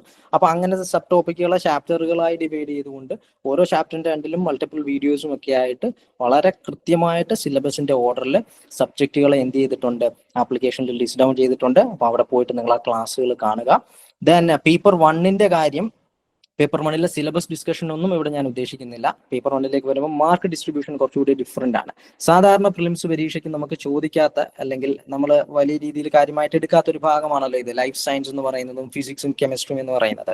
ഇതിന്റെ ഒരു വലിയ ബുദ്ധിമുട്ടെന്ന് പറയുന്നത് മെയിൻസിന് വരുമ്പോഴേക്കും ഒരു +2 ലെവൽ അല്ലെങ്കിൽ നമ്മൾ എക്സ്പെക്ട് ചെയ്യുന്ന ക്വസ്റ്റ്യൻസ് ആയിരിക്കില്ല പലപ്പോഴും വരുന്നത്. അതുകൊണ്ട് പലരും സ്കിപ്പ് ചെയ്യാനുള്ള ഒരു സാധ്യതയുള്ള ഒരു ഭാഗമാണ് ഇതെന്ന് പറയുന്നത്. നിലവിൽ നമ്മുടെ സ്റ്റുഡൻസിന്റെ ഇടയിൽ കണ്ടുവരുന്ന ഒരു പ്രവണതയാണ് ഞാൻ പറഞ്ഞത്. അതങ്ങ് പൊക്കൊള്ളട്ടെ, കാരണം 3 4 മാർക്ക് വീതമായിരുന്നു നേരത്തെ ഉണ്ടായിരുന്നത്. അപ്പൊ അതങ്ങ് പൊക്കൊള്ളട്ടെ എന്ന് വിചാരിക്കും. പക്ഷെ ഇത്തവണ 21 മാർക്സ് ആണ്. 21 മാർക്കുകളാണ് എന്തെന്ന് പറയാം, അല്ലെങ്കിൽ 21 മാർക്കാണ് പേപ്പർ 1ൽ അത് വരുന്നത്. അതുകൊണ്ട് തന്നെ നൈസായിട്ട് അങ്ങ് ഒഴിവാക്കാൻ പറ്റത്തില്ല. നമുക്കൊന്ന് പഠിക്കേണ്ടതായിട്ട് വരും. അറ്റ്ലീസ്റ്റ് അതിന്റെ ബേസിക് കോൺസെപ്റ്റുകളൊന്ന് അറിഞ്ഞു വെച്ചിരിക്കുക. അപ്പം സിമ്പിൾ ക്വസ്റ്റ്യൻസ് എന്തായാലും എക്സാമിന് ഉണ്ടാവും. അപ്പോൾ പറഞ്ഞ് പേടിപ്പിക്കുന്നില്ല. ഒരു എക്സാമിൽ ഡിഫിക്കൽട്ട് ആയിട്ടുള്ള കുറച്ച് ഭാഗം ഉണ്ടാകും, ശരിയാണ്. പക്ഷേ സിമ്പിൾ ആയിട്ടുള്ള ചോദ്യങ്ങളും ഉണ്ടാകും. വാസ്കോ ഡ ഗാമ കേരളത്തിൽ കാലുകുത്തിയത് ഇന്നും ചോദിക്കാറുണ്ട്, കഴിഞ്ഞ വർഷത്തെ പ്രിലിംസിന് ചോദിച്ചിട്ടുള്ളതാണ്. അപ്പൊ അത്തരത്തില് ഫിസിക്സിനകത്തുള്ള ഏറ്റവും ബേസിക് ആയിട്ടുള്ള കാര്യം, ഗ്രാവിറ്റിയുമായി ബന്ധപ്പെട്ടിട്ടുള്ള ചോദ്യങ്ങൾ, അങ്ങനെ എന്തെങ്കിലും ബേസിക് ആയിട്ടുള്ള ഏരിയാസും വരാറുണ്ട്. അപ്പൊ നമ്മൾ ആ ഏരിയ പൂർണ്ണമായിട്ടും സ്കിപ്പ് ചെയ്ത് കഴിഞ്ഞാൽ, നേരത്തെ സാറ് പറഞ്ഞതുപോലെ നിങ്ങൾക്ക് കിട്ടാൻ പോകുന്ന വിലപ്പെട്ട ഒരു മാർക്ക് കൺഫ്യൂഷൻ ഒക്കെ ആയിട്ട് അങ്ങ് പോകും. അത് ആ ഒരു വിലപ്പെട്ട ഒരു മാർക്ക് എന്ന് പറയുന്നത്, ഒരു മാർക്കിന്റെ പുറത്ത് നിങ്ങൾക്ക് എത്ര റാങ്ക് ആയിരിക്കും എന്നറിയാം. റാങ്ക് ലിസ്റ്റിൽ നിങ്ങൾ പിന്നിലോട്ട് പോയി ഇൻ കേസ് നിങ്ങൾക്ക് ലിസ്റ്റിൽ വരാൻ സാധിച്ചാൽ പോലും. ഇത്തവണത്തെ LSGയുടെ റിസൾട്ട് നോക്കിക്കഴിഞ്ഞാൽ 96 മാർക്ക് കട്ട് ഓഫ് ആണെന്നുണ്ടെങ്കിൽ 106, 108 മാർക്കിലേക്ക് വന്നു കഴിഞ്ഞാൽ ഫസ്റ്റ് റാങ്ക് എന്ന് പറയുന്ന ഒരു രീതിയിലേക്ക് മാറും. ഓക്കെ, അപ്പം അതിന്റെ ഇടയിലാണ് ആ മാർക്ക് നിൽക്കുന്നത്. അപ്പൊ നിങ്ങൾക്ക് നഷ്ടപ്പെടുന്ന ഓരോ മാർക്കും എന്താണ്, നിങ്ങൾ ലിസ്റ്റിൽ എങ്ങനെയെങ്കിലും ഉൾപ്പെട്ടാൽ മതി എന്ന് പറഞ്ഞ് പഠിക്കുന്നവർക്ക് പിന്നീടുള്ള ബുദ്ധിമുട്ടാണ് ലിസ്റ്റിൽ മുന്നിലെത്തിയില്ലല്ലോ എന്നുള്ളത്. ആ മുന്നിലെത്താത്തതിന്റെ റീസൺ എന്ന് പറയുന്നത് നമ്മൾ ഓരോ മാർക്കിനെയും വിലപ്പെട്ട് കാണാത്തത് കൊണ്ടാണ്. അതുകൊണ്ട് ഇവിടെ നിങ്ങൾ നോക്കിക്കഴിഞ്ഞാൽ ഈ സ്പോർട്സ് ഏരിയ ഒഴിച്ചിട്ട്, സ്പോർട്സിന് 3 മാർക്കേ ഉള്ളൂ, കുറച്ചുകൂടെ വാസ്റ്റ് ആണ് സിലബസ് എന്ന് പറയുന്നത്. പല കുട്ടികൾക്കും സ്പോർട്സിൽ വലിയ ഇൻട്രസ്റ്റഡ് അല്ലാത്തവർക്ക് ആ ഏരിയ വളരെ ബുദ്ധിമുട്ടാണ്. മേ ബി ആ സ്പോർട്സ് ഏരിയ ഒഴിച്ചിട്ട് ബാക്കിയുള്ള എല്ലാ ഭാഗങ്ങളും എന്താണ്, അത്യാവശ്യം മാർക്കുള്ള ഭാഗങ്ങൾ തന്നെയാണ്. ഇപ്പൊ സ്പോർട്സ് കൂടുതലും കറണ്ട് അഫേഴ്സ് ഓറിയന്റഡ് ആയിട്ട് നോക്കി വെച്ച് കഴിഞ്ഞാൽ ആ 3-ൽ ചിലപ്പോൾ 1 അല്ലെങ്കിൽ 2 ചോദ്യങ്ങൾ നമുക്ക് കിട്ടിയേക്കും. ഓക്കെ, സ്ഥിരമായിട്ട് കറണ്ട് അഫേഴ്സിൽ നിന്ന് ചോദ്യങ്ങൾ വരാറുള്ളതാണ്. അപ്പൊ അതങ്ങനെ നമ്മളങ്ങ് പഠിച്ചാൽ ബാക്കിയുള്ള ഭാഗങ്ങളിൽ ഈക്വൽ ഇമ്പോർട്ടൻസ് കൊടുത്തുകൊണ്ട് തന്നെ പഠിക്കുക. അതിൽ ഫിസിക്സ്, കെമിസ്ട്രി, ലൈഫ് സയൻസ് ഇത്തവണ എന്തായിരിക്കും നിങ്ങളുടെ റാങ്കിനെയും നിങ്ങളുടെ ലിസ്റ്റിലേക്ക് വരുന്ന സാധ്യതകളെയും ഒക്കെ ഇൻഫ്ലുവൻസ് ചെയ്യാൻ സാധ്യതയുള്ള ഒരു ഭാഗമാണ്. കാരണം നല്ലൊരു ശതമാനം PSC ആസ്പിറൻസും ഈ ഏരിയയിൽ അത്ര ഫോക്കസ്ഡ് അല്ല എന്നുള്ളതാണ്. അപ്പോൾ ഫോക്കസ്ഡ് ആയിട്ടുള്ള ആളുകളെ സംബന്ധിച്ചിടത്തോളം, അല്ലെങ്കിൽ കുറച്ചെങ്കിലും പഠിച്ചിട്ടുള്ള ആളുകളെ സംബന്ധിച്ചിടത്തോളം, ആ ഭാഗത്ത് നിന്ന് മാർക്ക് സ്കോർ ചെയ്യാൻ സാധിച്ചു കഴിഞ്ഞാൽ ലിസ്റ്റിൽ വരുന്നതിനും വന്നവർക്ക് അതിന്റെ റാങ്ക് കുറച്ചുകൂടി മുന്നോട്ട് കൊണ്ടുവരുന്നതിനും അത് സഹായകരമാകും. സോ പേപ്പർ 1 ഡീറ്റെയിൽഡ് ആയിട്ട് പറയുന്നില്ല, ഇതാണ് പേപ്പർ 1-ൽ നിന്ന് പറയാനുള്ളത്. സോ ഏതെങ്കിലും തരത്തിലുള്ള സംശയങ്ങൾ ഉണ്ടെന്നുണ്ടെങ്കിൽ ചോദിച്ചോളുക.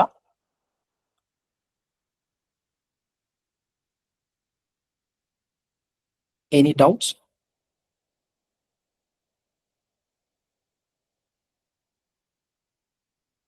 ആപ്ലിക്കേഷൻ ഡൗൺലോഡ് ചെയ്തിട്ടില്ലാത്തവർ പ്രിയാമ്പിൾ എഡ്യൂക്കേഷൻ എന്ന ആപ്പ് സ്റ്റോറിൽ നിന്നോ പ്ലേ സ്റ്റോറിൽ നിന്നോ ടൈപ്പ് ചെയ്ത് കഴിഞ്ഞാൽ പ്രിയാമ്പിൾ എഡ്യൂക്കേഷൻ എന്ന പേരിൽ ഒരു ആപ്ലിക്കേഷൻ നിങ്ങൾക്ക് അവിടെ കാണാൻ സാധിക്കും. ആ ആപ്ലിക്കേഷൻ ഡൗൺലോഡ് ചെയ്ത് അതിൽ നിന്നും കേരള PSC എന്ന് പറയുന്ന ഓപ്ഷൻ ചൂസ് ചെയ്ത് കഴിഞ്ഞാൽ ലൈവായിട്ടുള്ള പ്രോഗ്രാമുകളെല്ലാം നിങ്ങൾക്ക് അവിടെ ആക്സസ് ചെയ്യാൻ സാധിക്കുന്നതാണ്. ആൻഡ് വെബ്സൈറ്റ് കൂടി നിങ്ങൾ ഫോളോ ചെയ്യുക. വെബ്സൈറ്റിൽ നിങ്ങൾക്ക് കണ്ടന്റ്സുകൾ, വെബ്സൈറ്റിൽ നിങ്ങൾക്ക് വേണ്ട PDF-കൾ ഡൗൺലോഡ് ചെയ്യാനുള്ളതുണ്ടാകും. റിസോഴ്സ് ഏരിയയിലേക്ക് പോവുകയാണെന്നുണ്ടെങ്കിൽ അവിടെ വായിക്കാനുള്ള കണ്ടന്റ്സ് ഉണ്ടാവും. അതേപോലെ തന്നെ എന്താണ്, എല്ലാ NCERT, SCERT ബുക്കുകളുടെ PDF-കൾ അവിടെ അവൈലബിൾ ആണ്. ആൻഡ് മറ്റു ബുക്കുകളും അപ്ഡേറ്റ് ചെയ്യുന്നുണ്ടാകും. അതായത് ഞാൻ മുമ്പ് പറഞ്ഞ ഇഗ്നൂന്റെ materials, Kerala university materials, economic review എന്ന് പറഞ്ഞ കാര്യങ്ങൾ, ഇത്തരം PDFs, ഗവൺമെന്റ് റിപ്പോർട്ടുകൾ തുടങ്ങിയ കാര്യങ്ങളൊക്കെ എന്താണ്, അത് അവൈലബിൾ ആകുന്ന മൊമെന്റിൽ നമ്മൾ അവിടെ അപ്ലോഡ് ചെയ്യുന്നുണ്ടാകും. അപ്പൊ അത്തരം റിസോഴ്സുകൾക്കും നിങ്ങൾക്ക് എന്താണ് വെബ്സൈറ്റ് ആക്സസ് കൂടി നിങ്ങൾ പീരിയോഡിക്കലി റിവൈസ് ചെയ്ത് പൊയ്ക്കൊണ്ടിരിക്കുക. എന്തെങ്കിലും കൂടുതലായിട്ട് ചോദിക്കണമെന്നുണ്ടെങ്കിൽ ചോദിക്കാം, അല്ല എന്നുണ്ടെങ്കിൽ നമുക്ക് ഈ വെബിനാർ വൈൻഡപ്പ് ചെയ്യാം. ഓക്കെ, അരുൺ സർ മീറ്റിംഗിലുണ്ടോ? ഓക്കെ, സോ അങ്ങനെയാണെന്നുണ്ടെങ്കിൽ നമ്മൾ വൈൻഡപ്പ് ചെയ്യുകയാണ്. ആൻഡ് എന്തെങ്കിലും ഡൗട്ട്സ് ഉണ്ടെന്നുണ്ടെങ്കിൽ നിങ്ങൾക്ക് പ്രിയാമ്പിൾ എഡ്യൂക്കേഷന്റെ നമ്പറിൽ കോൺടാക്ട് ചെയ്യാവുന്നതാണ്. പ്രിയാമ്പിളിന്റെ വെബ്സൈറ്റിൽ കയറിയാൽ അവിടെ നിങ്ങൾക്ക് ചാറ്റ് സപ്പോർട്ട് ഉണ്ടാവുന്നതാണ്. ഞാൻ മുമ്പ് പറഞ്ഞതുപോലെ ആപ്ലിക്കേഷനിലാണെന്നുണ്ടെങ്കിലും നിങ്ങൾക്ക് അവിടെ നിന്ന് ചാറ്റ് സപ്പോർട്ട് ഉണ്ടാവുന്നതാണ്. So anyway you can contact us. Then Preamble എഡ്യൂക്കേഷന്റെ ടെലഗ്രാം ചാനലിൽ നിങ്ങൾ അംഗമല്ല എന്നുണ്ടെങ്കിൽ നിങ്ങൾ ജോയിൻ ചെയ്തോളുക. കാരണം നമ്മളുടെ എല്ലാ പ്രോഗ്രാമുകളും ഏറ്റവും ആദ്യവും ഏറ്റവും ഈസിലി നിങ്ങൾക്ക് അവൈലബിൾ ആവുന്നത്, അല്ലെങ്കിൽ അതിന്റെ ഡേറ്റാസ് അവൈലബിൾ ആവുന്നത് ടെലഗ്രാമിലായിരിക്കും. സോ ടെലഗ്രാം വഴി നിങ്ങൾക്ക് എന്ത് ചെയ്യാൻ സാധിക്കും, ഏറ്റവും ലേറ്റസ്റ്റ് ആയിട്ടുള്ള അപ്ഡേറ്റുകൾ അറിയാൻ സാധിക്കും. സിമിലർ ടു ആപ്ലിക്കേഷൻ, പക്ഷേ നിങ്ങൾക്ക് എന്താണ് ടെലഗ്രാം, അതിനകത്ത് നിങ്ങൾക്ക് കണ്ടന്റ്സ് ഉണ്ടാവും, ഡെയിലി ന്യൂസുകൾ ഉണ്ടാവും. അപ്പൊ അതൊക്കെ നിങ്ങൾക്ക് അവിടെ നിന്നും ആക്സസ് ചെയ്യാവുന്നതാണ്. സോ എസ്ഐയുടെ വെബിനാറിനെ കുറിച്ചിട്ട് ഒന്ന് ബ്രീഫ് ചെയ്തേരെ. ഓക്കെ, സോ നമുക്ക് സബ് ഇൻസ്പെക്ടർ ഓഫ് പോലീസ്, കാരണം ഈ കൂട്ടത്തില് സംശയമുള്ള സെക്രട്ടേറിയറ്റ് അസിസ്റ്റന്റ് പരീക്ഷയ്ക്ക് സംശയമായിട്ട് നിൽക്കുന്ന എല്ലാവർക്കും കിട്ടുന്ന ഒരു എക്സാം ആണ് സബ് ഇൻസ്പെക്ടർ ഓഫ് പോലീസ് എന്ന് പറയുന്നത്. നിങ്ങൾ മെയിൻസ് എക്സാമിനേഷന് ക്വാളിഫൈഡ് ആവാനുള്ള സാധ്യത വളരെ കൂടുതലാണ്. കാരണം അതിൽ കാൻഡിഡേറ്റ്സിന്റെ അതിന്റെ കട്ട് ഓഫ് എന്ന് പറയുന്നത് എപ്പോഴും കുറഞ്ഞായിട്ട് ഇരിക്കുന്നത്. സോ നമുക്ക് സബ് ഇൻസ്പെക്ടർ ഓഫ് പോലീസ് പോസ്റ്റിലേക്ക് വേണ്ടിയിട്ട് ഓൺലൈനായിട്ട് ക്ലാസ്സുകൾ ആരംഭിക്കുകയാണ്. ജൂലൈ 1 തീയതി മുതലാണ് ക്ലാസ്സുകൾ ആരംഭിക്കുന്നത്. സോ അതുമായി ബന്ധപ്പെട്ടുകൊണ്ട് നമ്മൾ ഇന്ന് എന്താണോ ചെയ്തത് അത് തന്നെ സബ് ഇൻസ്പെക്ടർ ഓഫ് പോലീസ് അതിന്റെ സ്പെഷ്യൽ ടോപ്പിക്കുകൾ 45 മാർക്കിന് വരുന്ന സ്പെഷ്യൽ ടോപ്പിക്കുകൾ എങ്ങനെയാണ് പഠിക്കേണ്ടത്, ഏതൊക്കെ ഏരിയാസ് ആണ് നമ്മൾ ഫോക്കസ് ചെയ്യേണ്ടത് തുടങ്ങിയ കാര്യങ്ങളുമായിട്ട് നമ്മളൊരു വെബിനാർ കണ്ടക്ട് ചെയ്യുന്നുണ്ട് നാളെ ഇതേ സമയത്ത്. അപ്പോൾ ആ വെബിനാറിൽ പങ്കെടുക്കുന്നത് ഈ വർഷം മീൻസ് ഈ കഴിഞ്ഞ വർഷത്തെ പരീക്ഷ എഴുതി ഈ വർഷം ലിസ്റ്റിൽ പ്രവേശിക്കുകയും ചെയ്തിട്ടുള്ള നമ്മളുടെ തന്നെ കാൻഡിഡേറ്റ് ആയിരുന്ന, നമ്മളുടെ തന്നെ സ്റ്റുഡന്റ് ആയിരുന്ന, കാൻഡിഡേറ്റ് മീൻസ് നമ്മൾ തന്നെ സ്റ്റുഡന്റ് ആയിട്ടുണ്ടായിരുന്ന ഓൾ കേരള റാങ്ക് 43 കരസ്ഥമാക്കിയ നന്ദന കരുണാകരനുമായിട്ട് നിങ്ങൾക്ക് ഇന്ററാക്ട് ചെയ്യാനുള്ള ഒരു അവസരം കൂടിയിട്ട് നാളെ ഉണ്ടാകും.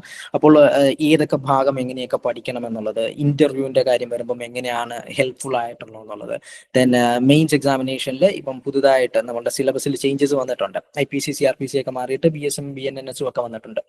അപ്പൊ ഇത്തരം കാര്യങ്ങളിൽ വന്നിട്ടുള്ള ആ ഒരു വ്യത്യാസം, അതിനെ എങ്ങനെയാണ് നമ്മൾ ഒരു ആസ് ആൻ ആസ്പിറന്റ് എങ്ങനെയാണ് അതിനെ നോക്കിക്കാണേണ്ടത്, ഏതൊക്കെയാണ് ഫോക്കസ്ഡ് ഏരിയ, പിന്നെ ഈ SIയുടെ ടോപ്പിക് നിങ്ങൾ കണ്ടിട്ടുണ്ടെന്നുണ്ടെങ്കിൽ അതിൽ സൈക്കോളജി എന്ന് പറയുന്ന ഒരു കടുകട്ടി സാധനം കൂടി വരുന്നുണ്ട്.